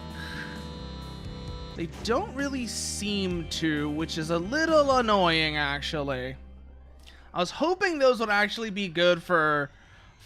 spotting the, showing where the targets are on the map, but apparently not. Gonna have to figure out something else then, it looks like. Maybe they need to be closer? I really don't want to put them closer, though, is the thing.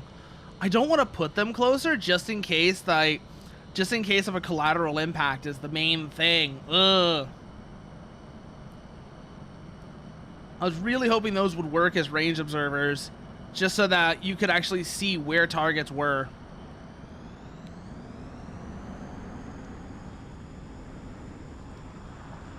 Oh well, though.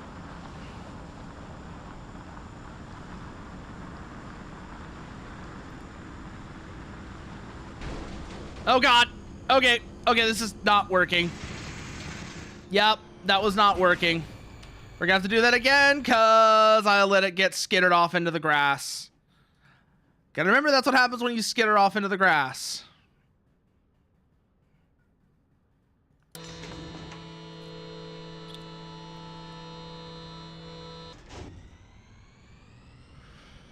Okay, let's run that again, but this time don't get it wrong. This time we don't crash. I don't know why it went and did that time. It was just... Was I like pulling too hard in one direction or something? I wonder why it did that, actually. Just felt kind of random almost. Okay, so we've actually got a pretty good strike setup here. Well, not even strike setup, a good setup for actually running the bombing range.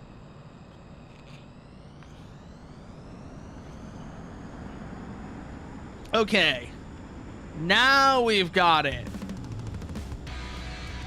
And there we go. Okay, we're up in the air. I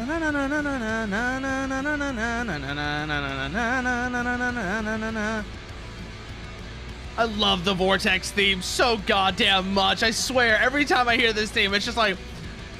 It's got almost like... I can't believe I'm making this comparison. It's got like a Sonic Adventure sort of vibe to it. It's the strangest comparison, but it kind of fits. The only way I can say is that it kind of fits. It's got that feeling to it for whatever reason. Of sort of like Escape from the City, or... It's another track that comes to mind. Oh, actually, that's the main one that comes to mind, is Escape from the City. It's got sort of the same vibe as Escape from the City, you know. Are you just like na na na na na na na na na na na na na na na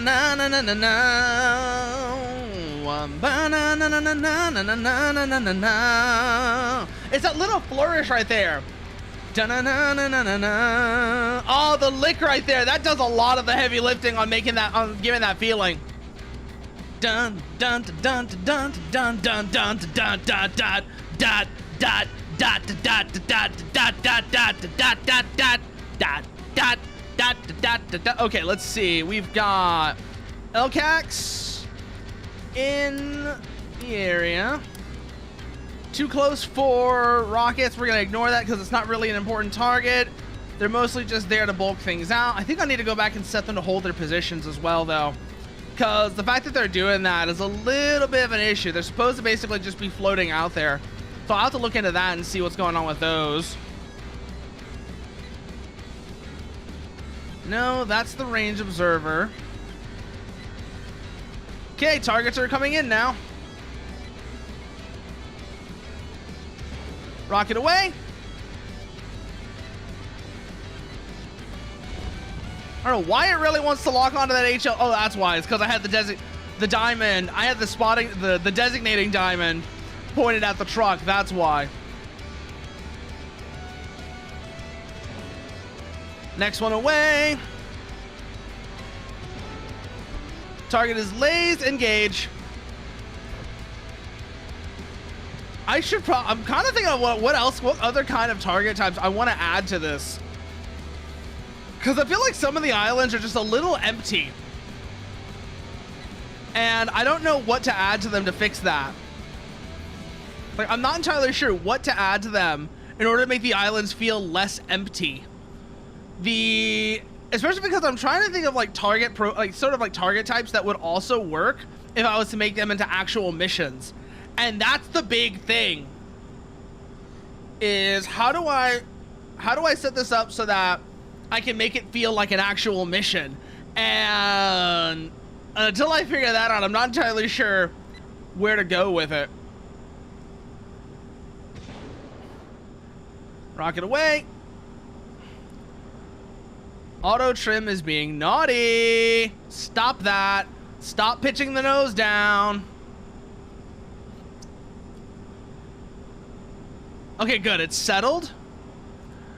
So now, where are we? We are...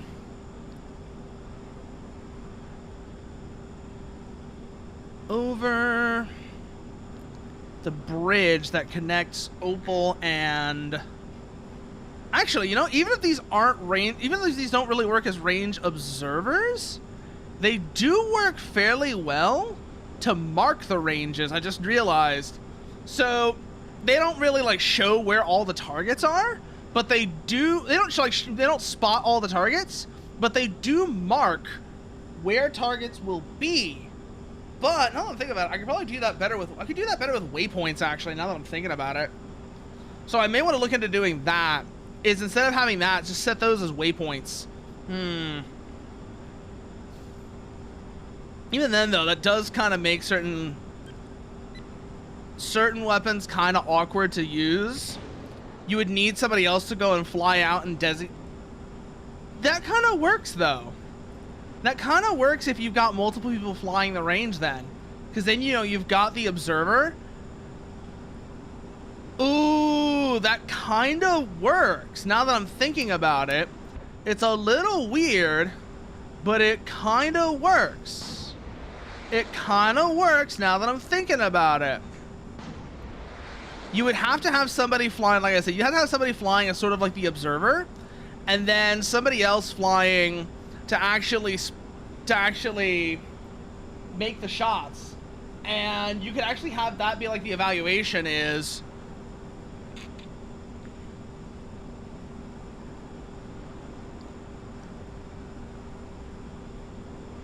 You know, just like getting a feel for, that. Do I still have any kingpins on me? I do. Fire those off.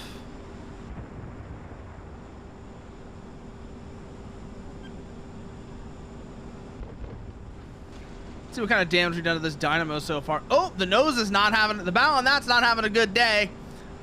The bow on that is not having a good day at all. Ooh, what else we got around here? Oh, go for that annex. We can use the Tuscos on that. And that would actually be really good for... How far out is that right now? 11 miles. Tuscos have a range of about 38. So that is still a pretty close-in shot. But it's a great one for demonstrating the effect on target, at least. It's got that going for it.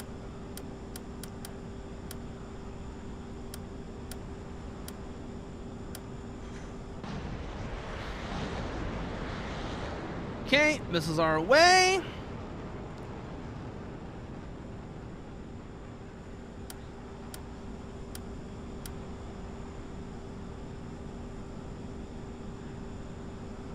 Those are flying off towards their target.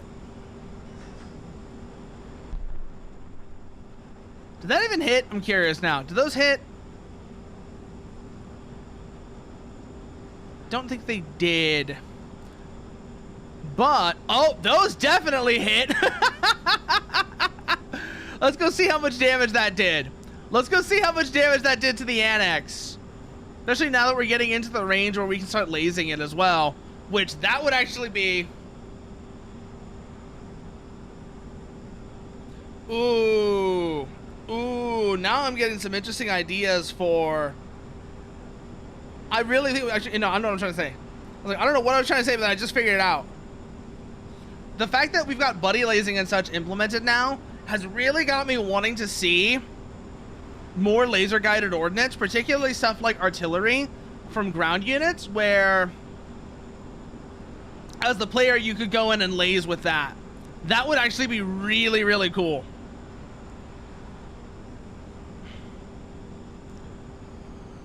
I know just how we're gonna evaluate this really though. It's like this flyover, we can kind of evaluate it, but I know an even better way to actually get a good look at it. So give me a second. We're gonna have to kill a lot of airspeed real quick. Okay, bring the nozzle down into a hover.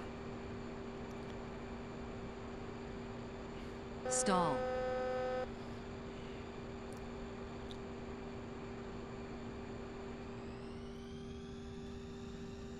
Cut our descent rate now. Stall.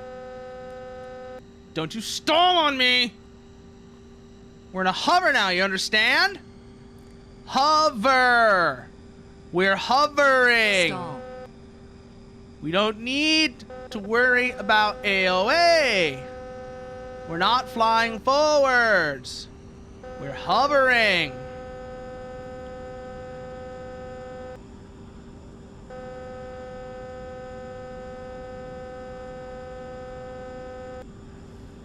Oh, did we collapse the aft island?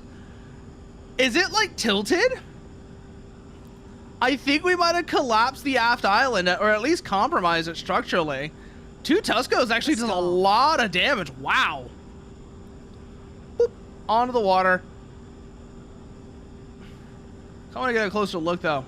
I want to get a closer look, and I think one of the best ways we're going to be able to get that look is landing on the deck so we can get that sunlight out of our eyes. Stall. Whoa! Came in a bit low there. Came in a bit low. Over. Oh, yeah. Oh, yeah. Looking at it now, that aft island is gone. That aft island, yeah, that's gone. That could be pushed off the ship with just a strong nudge.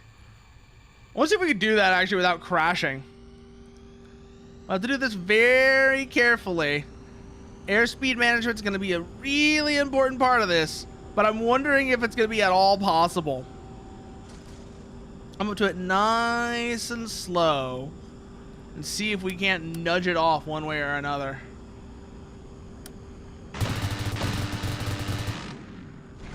Nope, that's a crash. Stall. Okay, yeah, that didn't work. Engine fire. That didn't work nearly as well as I thought it would. The mass difference is too great. Okay. But now that I'm thinking about it, okay, Hogshead is gonna need to have some looking at in the editor, especially because I'm gonna remove those anyways. So okay, we know that works now is the thing. We know that doesn't work now, I should say. So go into editor, load user, island bombing range, yes.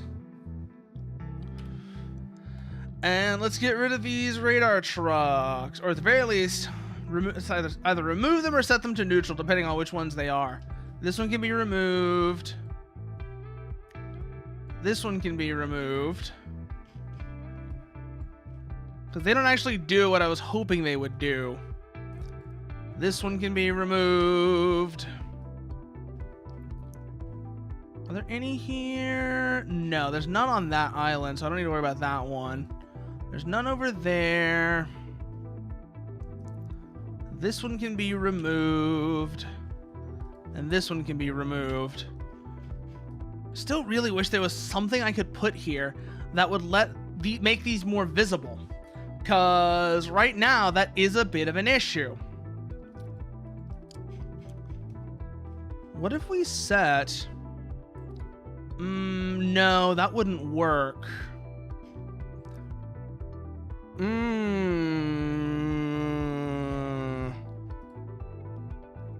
there any way to make all of these visible is the thing now? Objectives, environment... Any settings here that would help? No. Nothing there, nothing there.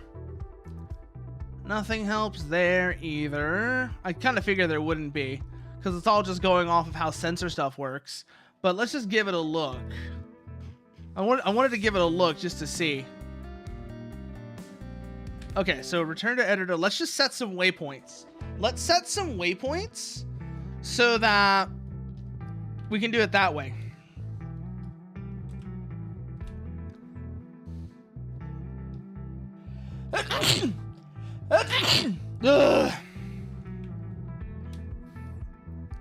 Okay, so set one here. So just like a marker. Can I do it as a marker where it's just a point rather than specifically an objective? That's the next question. Because obviously I can do it this way.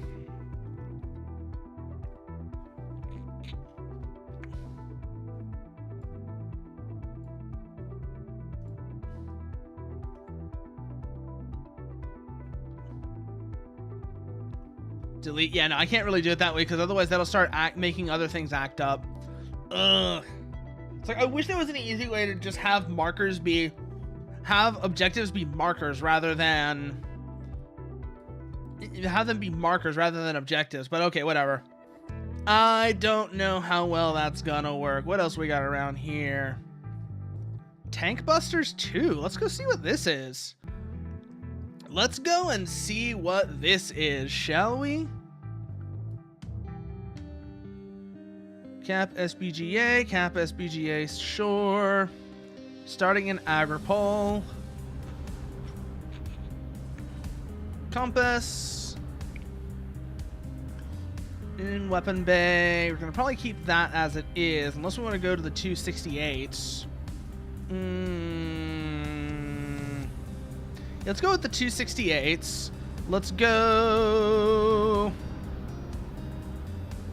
Yeah, that gives us 468s. Can we have more 48s? Yeah, we can have the 348s. That's good, that's good, that's good. Okay. Purchase. Fly.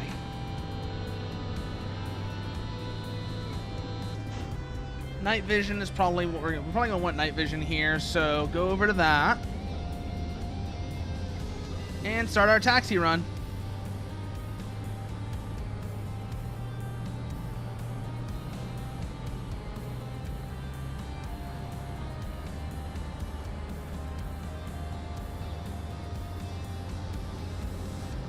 Crack the throttle just at about 10%.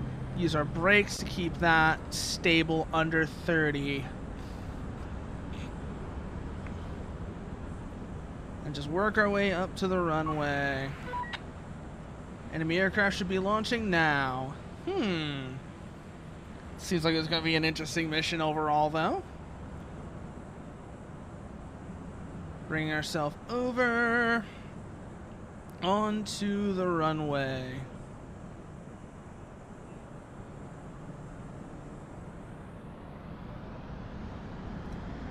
Take off, and let's get in the air. SBGA Shore is ours. Okay.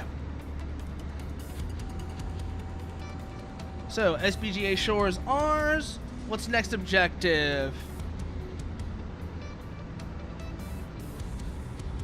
Doesn't really have anything else going on here. There's that enemy compass in the air, but other than that, not really seeing much.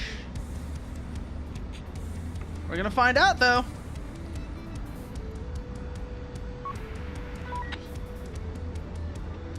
Be polite to their ground crews now.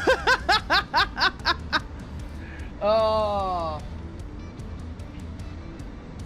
So wait, what is the? I wonder what is the setup for this mission now that we're doing all of this. I'm legitimately wondering what is the setup for this going to be. Because these are apparently listed as friendly up north here. Curious what this mission actually is. Because it seems like it's not actually meant to be a BDF Paula conflict. So what could the setup for this be, I wonder? Not like it's like hugely important. It's just a little curiosity on my part. Like I said, I'm kind of wondering what the setup for this mission actually is. But we've got SPGA Solar is clear.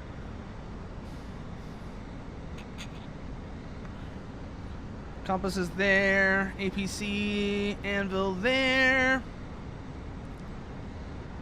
Off to the northeast, we've got AA vehicle and a radar station. Target that AA vehicle.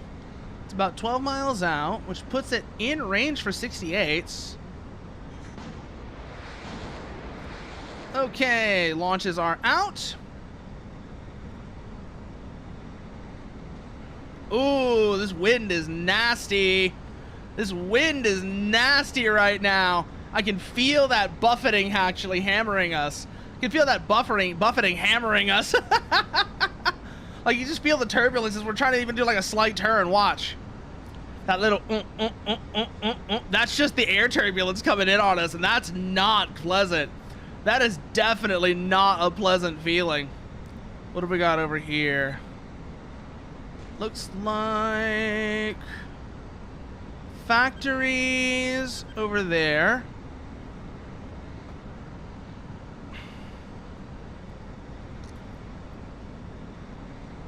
Anything else in the area? It doesn't really seem like it. Okay, SPGA Solar is ours.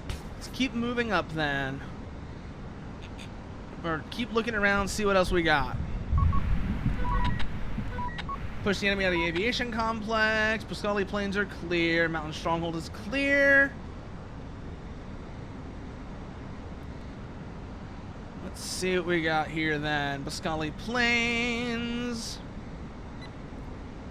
That's friendly aircraft, so ignore that.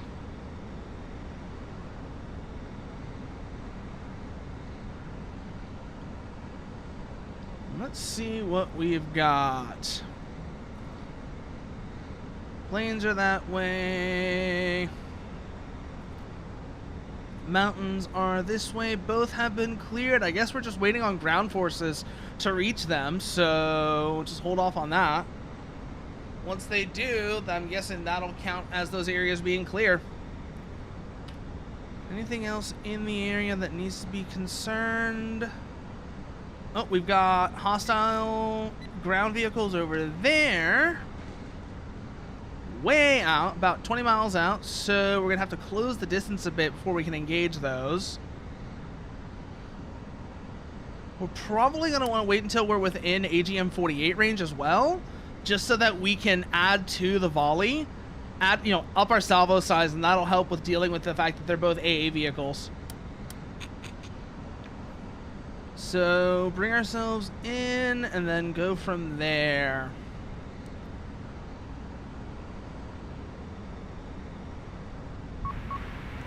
Oh, we got nukes in the air. Nukes are in the air. Oh, it's out near the factory zone. Okay. Not really something of my concern. Oh, they dropped them wrong. Oh no, they dropped them wrong. They dropped the nukes wrong. Okay, 68s are out as well. So that's 448s, 268s. That should be enough to get through. The hell are those? Ah, they're already putting bombs on it anyways. 250s. Yep, those are going to get taken out. Okay, never mind.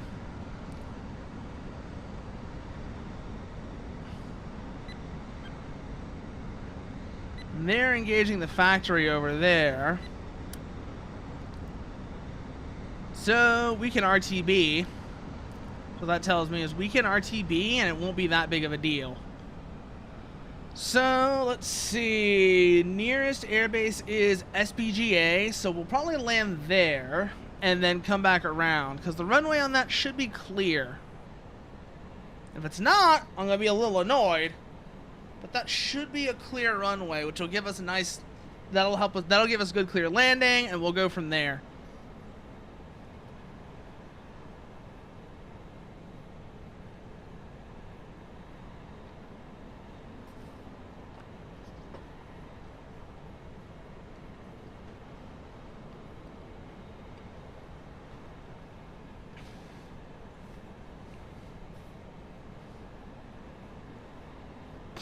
We're about 350 knots. We should cut speed down to about 150. Mountain has been captured. Waiting on planes capture, and then we'll go from there. It's a nice lazy S pattern. Burn off airspeed. And then we'll put our gear down so that we also have flaps down. That'll get us down to our landing speed. About 120 knots.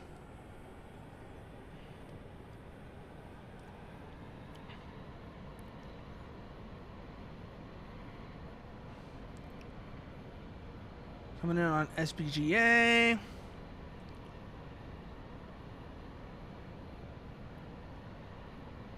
Stall. Yes, yes, yes. I saw the stall warning. You don't have to remind me. Actually, no. Gear up, because we're not close enough to the runway yet.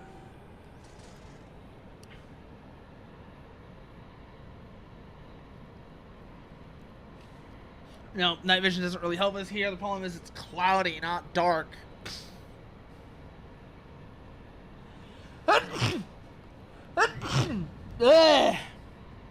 Anyways, let's see what we got here. Looks like... Okay, I see which direction the runway is now. I see direction on the runway now. So we'll wait for that cricket to take off, and then we'll make our way over. Set ourselves at about 150. Actually, no. Yeah, whatever that is right there. So we're basically perpendicular to the runway, and that gives us good approach. We'll wait for that flight to take off. We'll wait for that flight to get clear. All right, and let's make our way in now.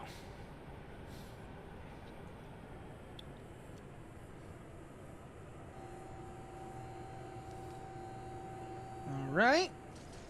Keep our velocity vector. Line our velocity vector up on the ball on a stick and keep it aligned. And that'll bring us in nice and gentle.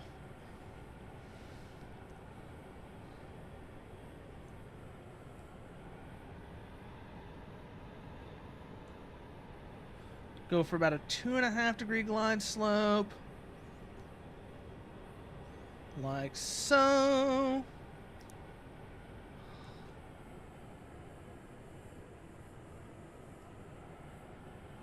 A little bit more throttle just to make sure our sync rate is good.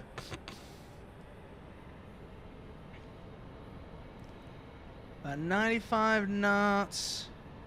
Bring us in nice and easy. That's it. Okay. Basically, right as I land, everything else is gone.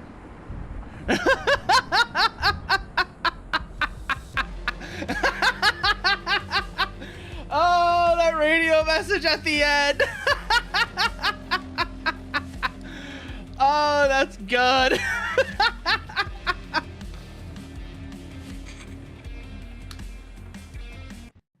That's actually a good one. Oh, that's funny. That's actually funny. Oh, that got a giggle out of me. I'm not gonna lie. That'll show them for exposing our income. I mean, oh, let's see if they're restarting it. Let's see if they're restarting it or not. Yeah, they are. Okay, yep, good. They're restarting it too, which makes it even better. So let's go. Do we want to go Medusa this time? I think we do.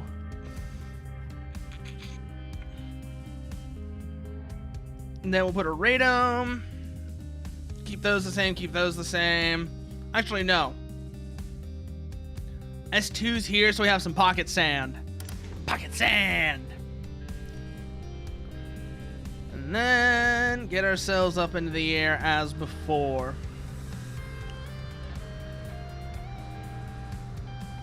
Okay, so it's a right turn here to taxi out.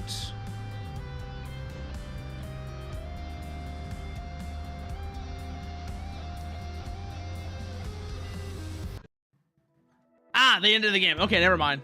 Never mind, they ended it. They didn't like really restart it. They might be about to restart it, but they didn't really restart it yet. So let's see if that changes. If that was just something they wanted to have, they were just doing one of, and now they're going to change it to something else. Well, we'll see.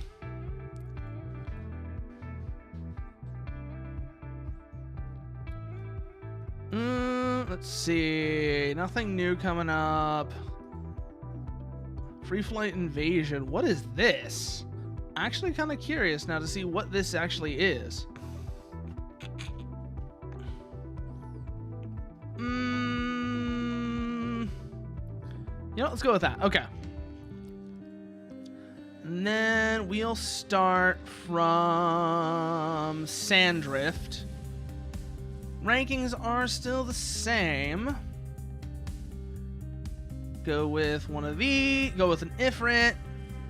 Let's do... yeah, S2's in the side bays. Rear bay, we'll have scimitars. And then I think we'll keep the wings clean. Okay. That works for this.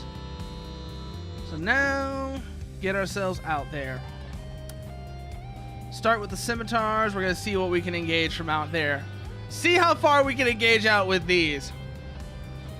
Sure hope no one has my livery. Oh no, Steffi. I don't know what they're talking about, but I can already get a feeling whatever it is going to be cursed as hell. The way they're saying that makes it sound cursed as hell.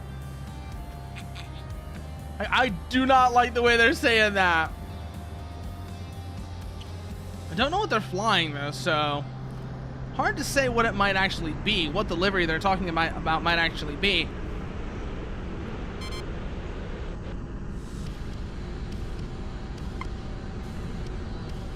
We are getting tagged by something already. See if we can get a visual on where it might be from here. No joy. Oh, got him. Hello. Box 3.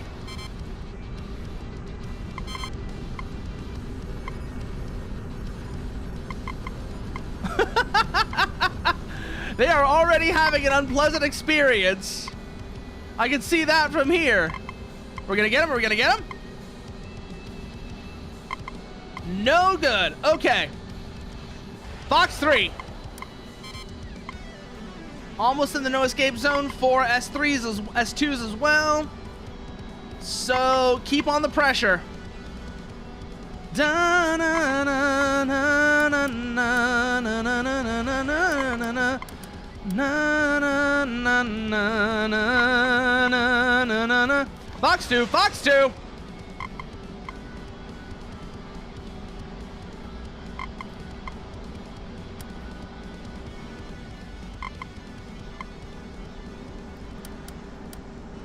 Box 2. Left engine fire. Ooh, I think I've lost this fight. I think I have lost this fight. We're down an engine now. We're down an engine. We burned all of our missiles. Can we make this work? This is going to be an interesting test. Stall. Nope. Okay. Yeah, we're down. We're down. We're down. We're down. Punch out. As soon as we stalled, that was it. I knew that was it as soon as we stalled. Whew. That was kind of sloppy. That was kind of sloppy. All right. Actually, let's do that with the Vortex instead, because I like how I'm better at flying the Vortex in those sort of close-in fights. So we probably should be using that instead. Now that I'm thinking about it. Ooh, that lets us carry 6 S2s as well. Ooh. And if we run clean...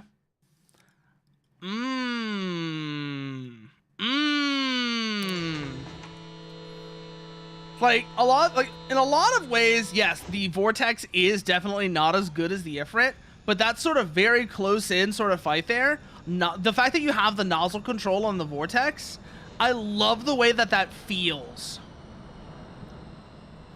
And it's like, I wish there was almost like, once you're in the speed regime where nozzle control becomes available, I almost wish I wish there was like an auto VIF sort of like an automatic VIF setup where it would automatically feed in nozzle input along with your pitch control. You'd have to be going pretty slowly for that to work, but it would actually do a lot for the Vortex's maneuverability. Na na na na na na na na na. Na na na na na na na na na na na na na na na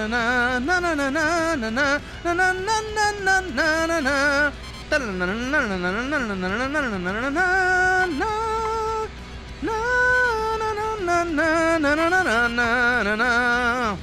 Looks like we are primarily dealing with naval targets, so we are going to want to stay out of range of those. We're not equipped because we're not equipped for that kind of engagement. But keep eyes up for air threats. Ground radar over there, so we may be seeing Stratolances at some point soon. Dark Reach about 30 miles out, which is almost 29 range. They're already being engaged by a lot of other shit, though. Yep, down they go. Well, there goes that Dark Reach. That should be... Yep, that's that Medusa I was looking at earlier.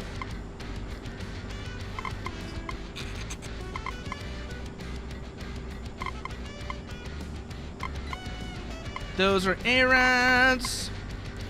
We could... Let's see. Depends on which direction they're going. Yeah, if they're coming this way, we could ignore... We could make those...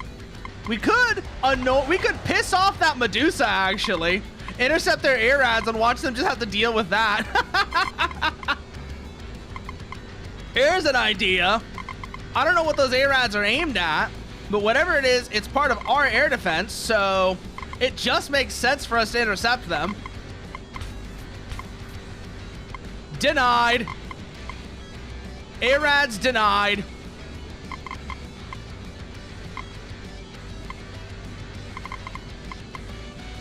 Those are AGM-40. Oh no, those are TBMs. Oh, we're actually perfectly set up to engage these right now. They're way too high. I just realized that. I'm a fucking moron.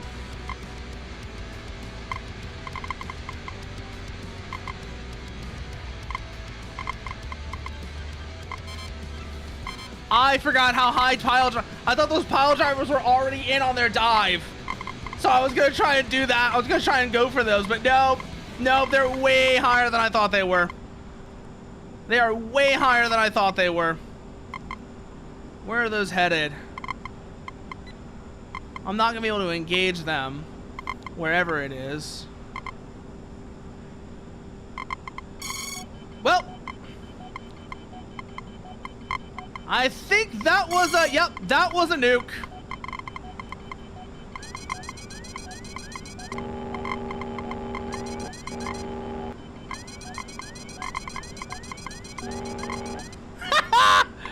Oh, that actually, that was lucky right there is what that was. That was lucky right there is what that was. That was, I was not expecting to be able to juke both of those.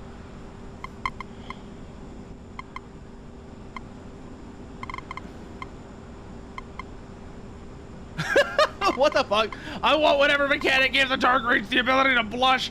You hugged it in my office? No! What the fuck? Coming in here, seeing that kind of shit. Seeing that kind of shit. God, this is the thing this is what I always love about public lobbies, is when you find goofy shit like that. It's when you find goofy shit like that. Like, obviously, there's always the risk you're gonna find somebody saying something that's not so good, but that's the kind of stuff that I love public lobbies for, is seeing things like that.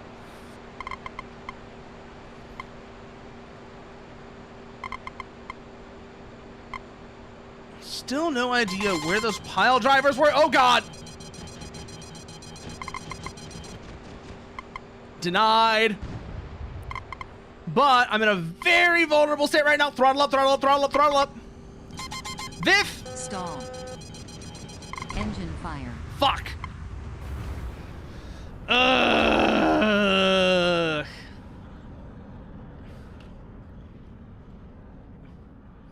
Ooh, we could go and be very annoying right now if we really wanted to. No, they're already going down. Okay, never mind. They're already going down, so it doesn't matter. Let's think here then. Ooh, actually, we could run that actually. No. I know a better setup. Okay, so 29's there. S3's there. Because we can only have the twin S3s there. Actually, no, that works. That works as a setup there.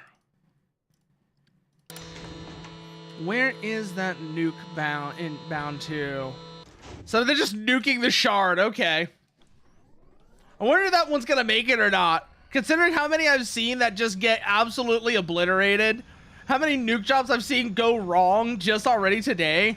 I wonder if that one's gonna make it to its target.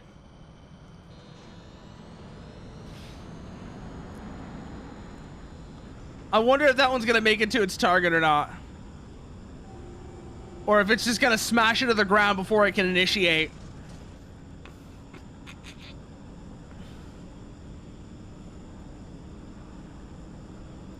Oh, special surprise. Oh no. Somebody's flying with nuclear pile drivers, aren't they? Someone's flying with nuclear pile drivers, aren't they?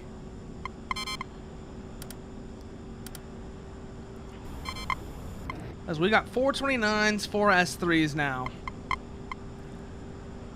That Medusa is the primary problem, because as long as that thing's active, they're gonna have electronic superiority, and that's gonna need to be dealt with.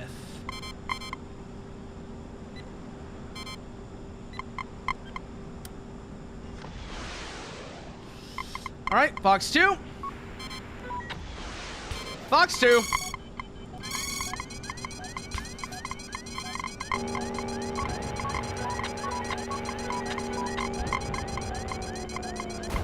Shit. I can already just heal though. I can just hear that Medusa, whoever said that Medusa, just going, stop shooting down my ARADs. Like, that has got to be annoying the shit out. That's got to be annoying them to at least some extent. Just watching all their ARADs get shot, watching their ARADs get shot down. 11.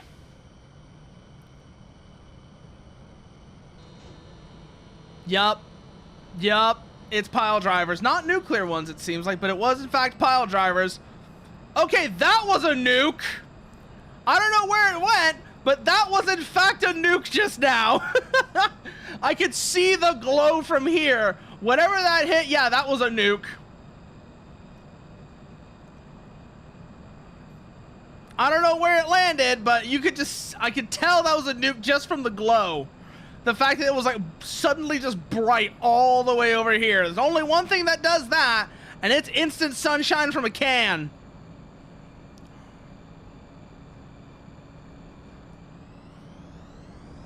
Let's see if we can get off the ground here or not.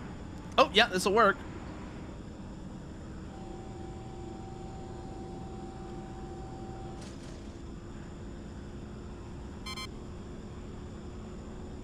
there's that Medusa again. Yeah, there's that Medusa again.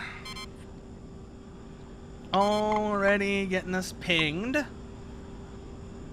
Oh, no, it's not the Medusa this time, actually. That's something else. The Medusa is still in the area, though.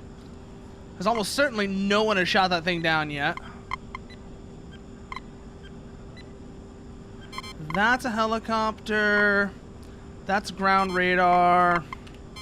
Let's have a further look out. I want to see if that Medusa is, in fact, still in the area or not. Yes, it is. Okay, got the Medusa. We've ID'd the Medusa. We're about 20 miles away. Really not much of a point engaging it at this range other than to get its attention. But that's probably not something we really want to do just yet. Okay, we're being jammed.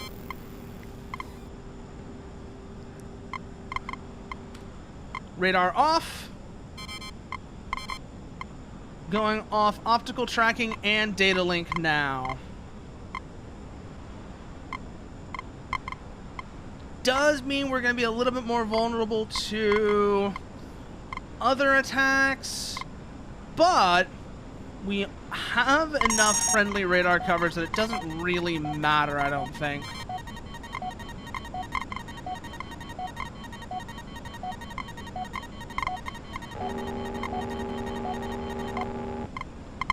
Okay. Try back to closing with that Medusa.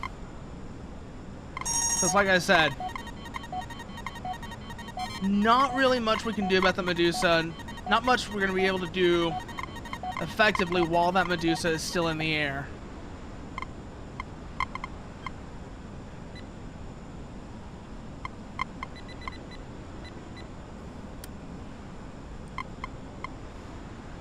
Those are still in the acceleration phase, so we might be able to get them on boost. Catch them in their boost phase. Ooh, this is gonna be close. Can we catch them on boost phase?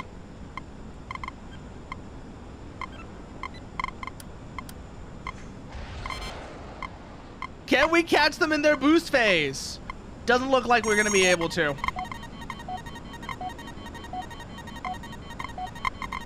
Okay, take her down, take her down.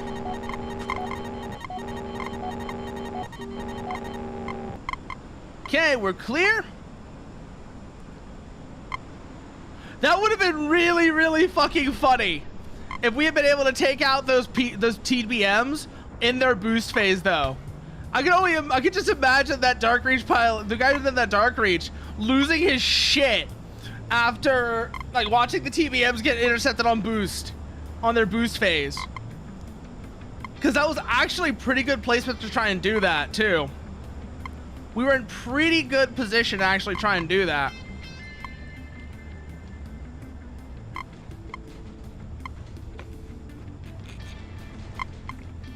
Now, we have a bit of an interesting situation. We don't actually have anything that works for dealing with ground targets. And the only air-to-air... Oh, we still have three, actually. We still have 329s. We actually used our S3s for that, which probably was the right call, but we needed to have been closer to make it worthwhile.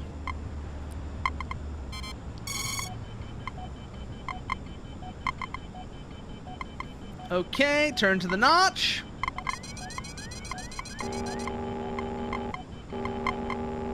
We got spiked. And lead went to the notch. When he did, I had my eyes down in my crotch. When I looked up, only jack shit did I find. God damn it! Two's blind. Watch it, that's a SAM site.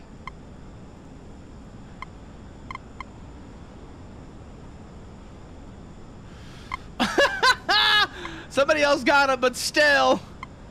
Oh, that's always funny to watch. So somebody gets hit, like somebody gets whacked like that, and they just disintegrate.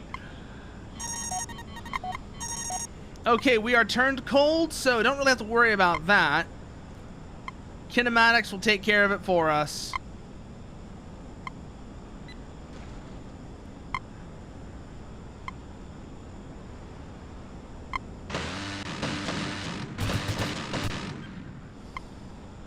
Oh, there's a fuel tanker with it there. Huh. Didn't even notice that. I just saw the APC, went for it. I'll take it though, but I didn't even know I didn't even notice that thing was there. Medic. Medic has joined. Oh boy. Doctor! Help me! Oh, they left though. Damn, they left real fast actually. Wow. Okay, we got more nukes in the air. Where are they gonna be? Naval group near Maris, it looks like. Don't know who launched them. Don't know what kind of weapons. But yeah, more nukes in the air. Okay. Rocket Man Dan. That's another thing I always like to see. Just the names people come up with. Rocket Man Dan. There's another one I saw a little while back. I can't remember what it was off the top of my head, but it was a really funny one. Ugh. Feels stupid for... Oh, God. Okay, Sandrift is gone. Never mind. Sandrift is gone.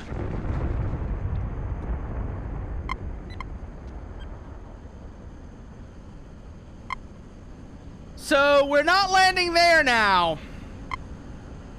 We're not landing there anymore. Okay, then. Fucking pile drivers, I swear to God. More instant sunshine.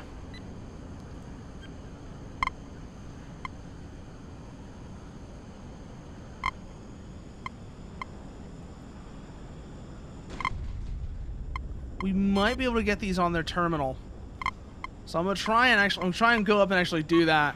We're only gonna be able to get one. But where are those headed? I think that's the really important question. Is where are those headed? Because that's them right there. Probably going for an airbase that's already been destroyed, considering that Sandrift is basically gone now. But let's see. Let's see where those actually go then. Targets are... Can we get range and altitude on those? Radar on. No read on altitude.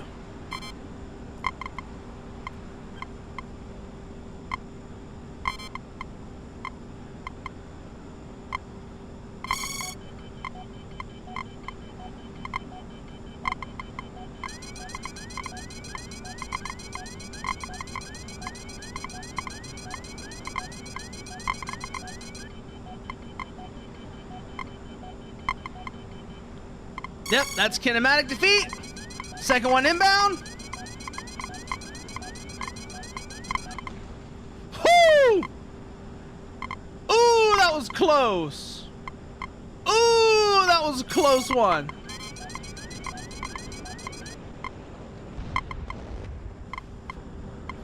Oh, I love the fact that focus has gone from sensor defeat to kinematic defeat. Secret defeat was so much worse.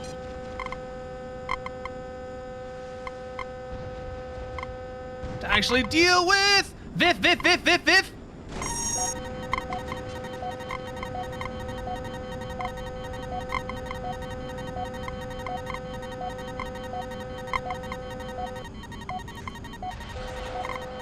That was a bad shot.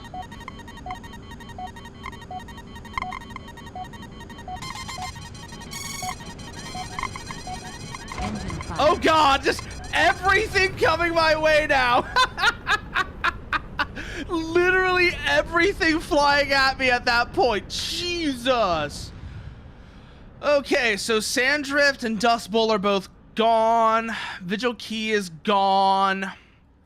The Hyperion is still up, though. Huh. Got me surprised. I thought they would have gone to that one first. I would have thought they would have gone for that one first, all things considered. Have a look at the map real quickly. If we go for SBGA, that might be worth it. But someone's already clearing that area out, so maybe not. can't launch VL-49s off of this. Agripole can, though. Okay, Agripole can. So let's load up LCV-25s, and let's go from there.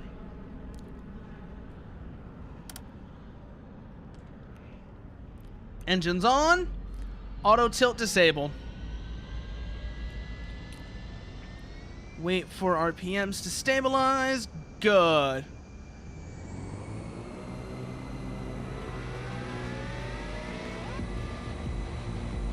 So, course is SBGA.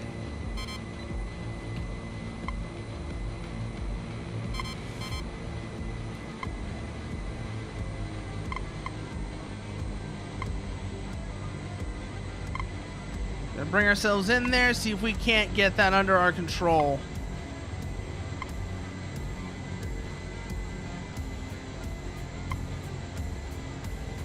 Love the tarantula theme. God, I love the tarantula theme.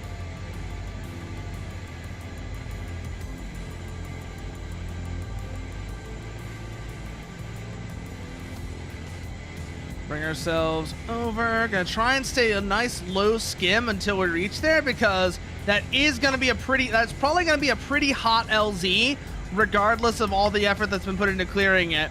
For nothing else, enemy air activity in the zone is gonna be an issue. Also, it looks like we have Medusa jamming friendly naval assets, so they might be about to try and counterattack there. Keep ourselves moving. We'll see what we can do with this.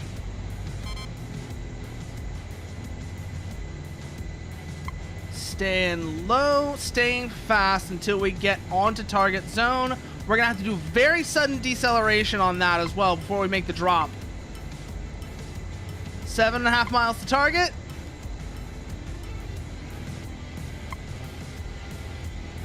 Just stay low and keep eyes up.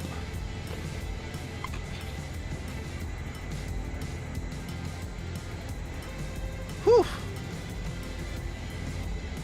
Okay, watch it, watch it.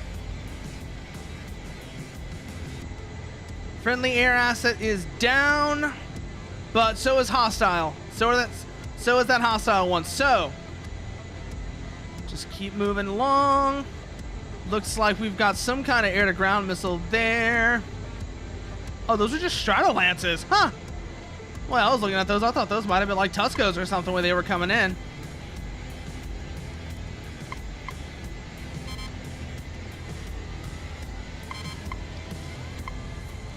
Okay, throttle down, wings to 60 degrees.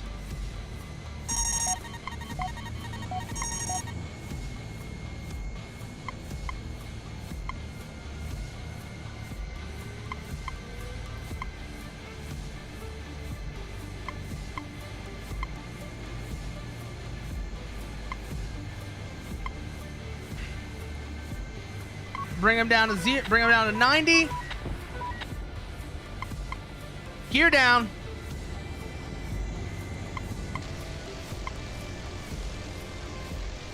Gunner, hold fire. Stall.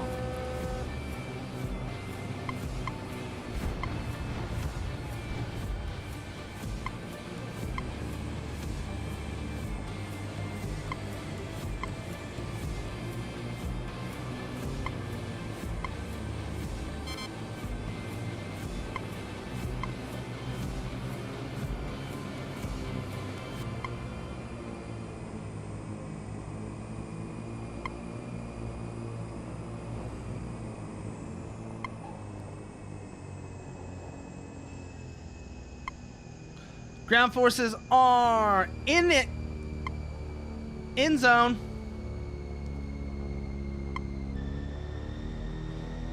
Taking off.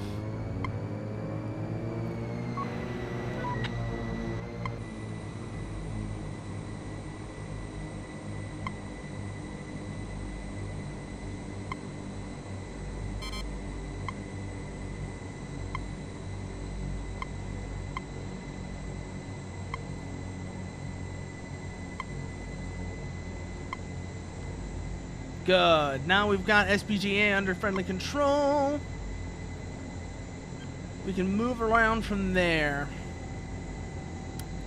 Probably gonna need to get a supply truck of some sort to really make that airbase make that airbase useful then. Cause but that does mean we have at least got a runway there now. And that's useful.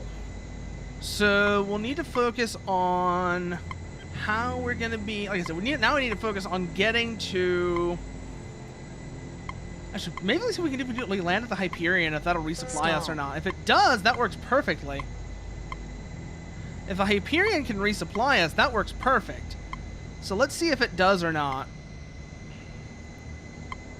Let's see if the Hyperion can resupply us or not. If it can, that's basically a perfect point. Perfect landing point.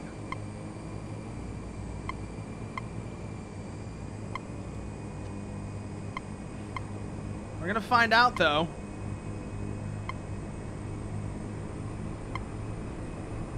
Coming in nice and easy.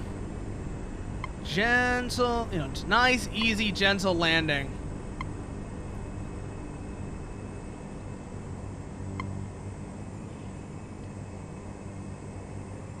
Stall.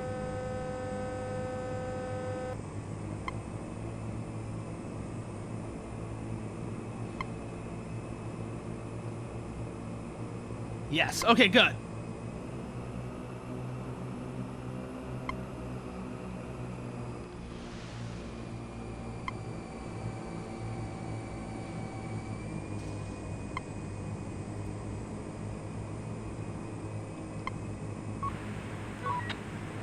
Oh, that was a couple of nuclear blasts off to the south. Ugh. No idea where those came from, but looks like it might have been those pile drivers we just saw get mentioned right now.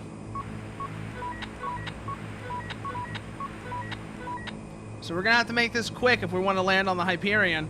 Something tells me this does not have this does not have a very long lifespan ahead of it. The Hyperion's lifespan is not going to be very long if that's a follow-up for where those came from.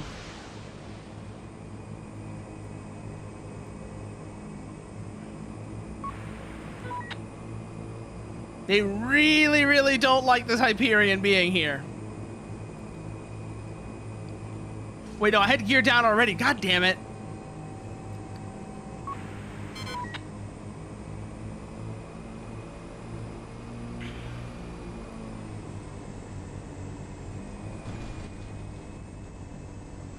Okay, we are landed.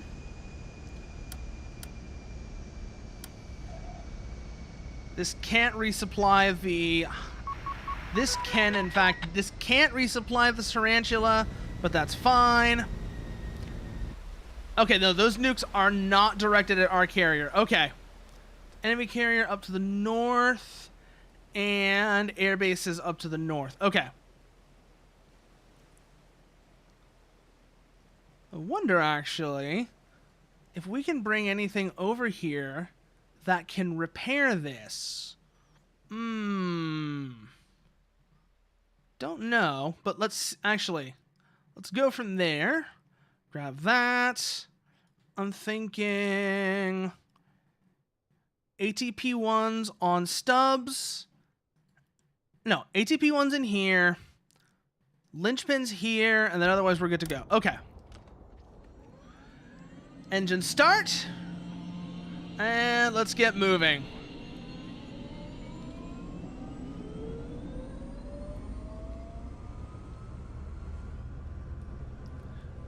Throttle up. And we're heading north.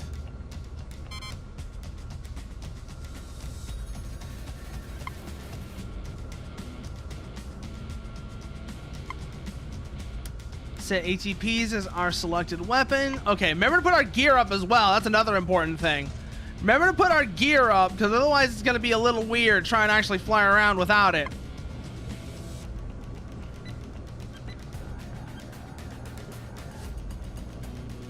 All right, stick together as a pair. See if we can make this work.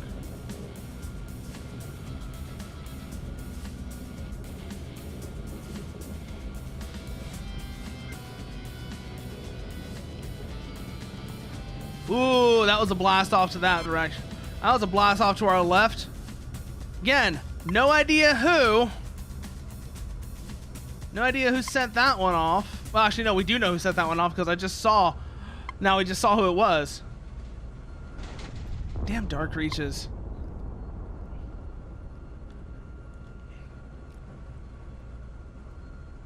Like the standoff capability that comes with the pile driver is just so nasty.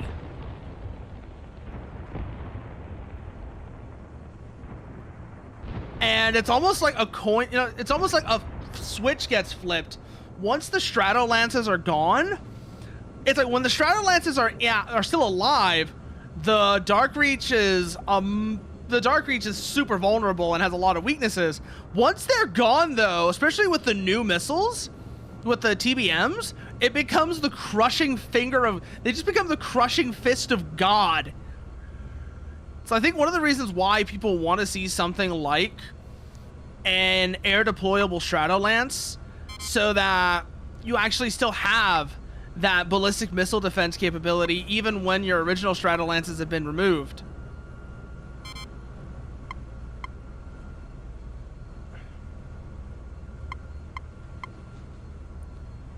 Staying in formation.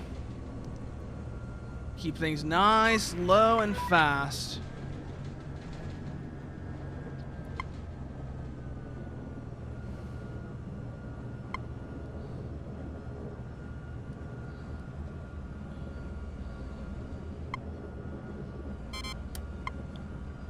Okay, set for linchpins. We're gonna come in on that carrier, see what we can do. They probably have the better weapon load for this job with 68s, but we'll at least be able to provide some support, if nothing else, screening out their volley, their salvo with the linchpins. So set target as the fleet carrier. That's about 4 miles out. We don't have positive lays on that, but we should soon. So once we come over this hill, we'll probably start the engagement.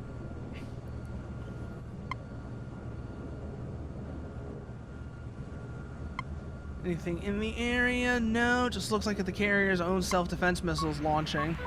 Oh, someone's already directing nukes at it. Someone really doesn't like that carrier. Lot of Tusco Bs.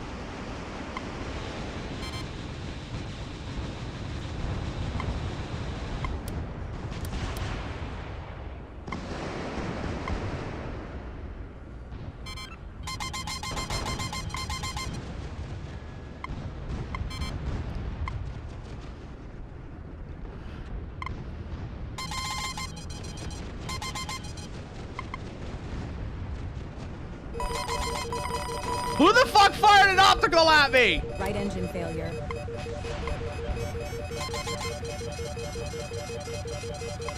Oh, I want to see just how much damage, if any, we actually did to that carrier now, though. Like, how much damage, if any, did we do to that carrier? It doesn't seem like anything hit. Now that I'm looking at it, did anything hit? Well, no, look at the island. I think the island did take some hits, so that wasn't a total waste of ordnance, so that's good to see. But we want to do that again. We're definitely going to need to bring 68s. 68s and 48s just for the heavier warheads. Because otherwise it's not going to do much of not going to have much of an impact. Although we could also bring kingpins to help boost that effect up. Oh, but if we're going to do that, ooh, that might actually be the way to go. That might actually be the way to go, is, you know, a full load of kingpins and then AGM-48s. We're going to continue strikes against that carrier. Because I don't know how many of those nukes are going to get through. Now, if they do, then obviously there's not really much of a point continuing this engagement. But at least this time now, oh, carrier's gone. Okay. Carrier is in fact gone. Wow. Yep, that went pretty well. That went better than I expected it to, for sure. Went better than I expected it to, that's for sure. So, let's see, what else is up now? Free Flight Plus, a Hell Escalation, Operation Crossfire, Industrial Kingdom, Free Flight, Terminal Control. Ooh, this just got me looking at what got me wanting to look to see what other missions are actually on the Lighthouse Furball. What's this? I'm kind of curious to see what this is now. The Lighthouse Furball. Oh! Okay!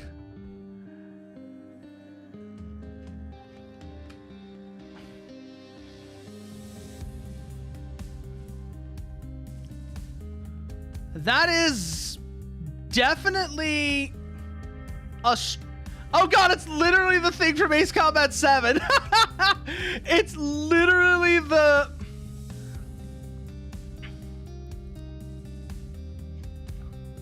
Oh boy, it's literally the thing from Ace Combat 7. Okay.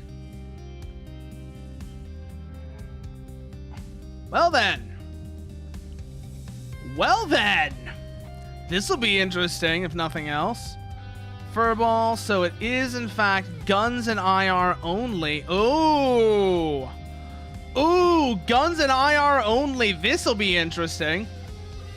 This will really be interesting now. Wait, we can bring the Medusas? Okay, but why would you actually want to bring the Medusa is the question I gotta ask. We're gonna do it though. You know what? I asked that question, but we're actually just gonna do it. We're gonna actually bring the Medusa and see how long it takes for us, how long we can fly or stay alive for.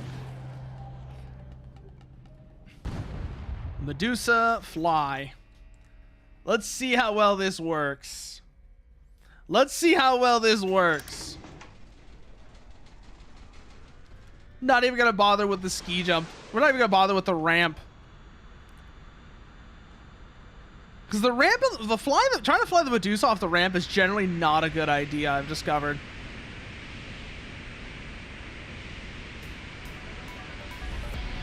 Like, for one reason or another, if you try and fly the Medusa up the ramp, for whatever reason, if you try and fly the Medusa up the ramp, actually, I know why. I don't even know why I'm saying for whatever reason, but if you try and fly the Medusa up the ramp, you end up getting into a situation where you're already getting significant lift by the time you reach the ramp, so you just smack the nose wheel into it without actually like going up the ramp.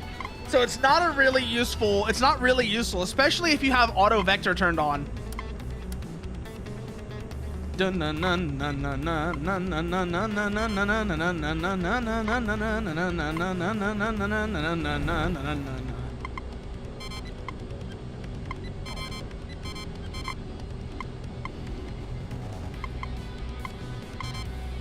Wonder if that, actually, wait, was the radome an option? I'm trying to remember now if that was something we could bring or not.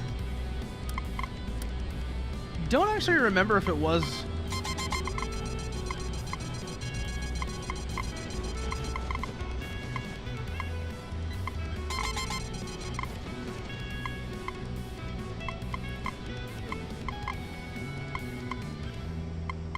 Trying to find somebody to be annoying to.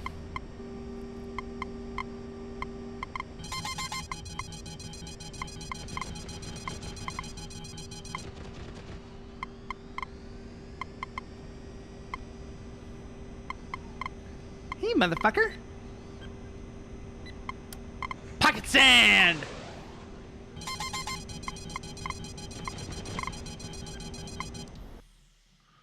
Eh? Okay. Okay, yeah, no, just ended immediately. Okay. That works, I guess. But that's a neat mission, and for no other reason than just because that's really dedicated that somebody actually made the lighthouse from Ace Combat 7. That's legitimately really impressive that someone has done that.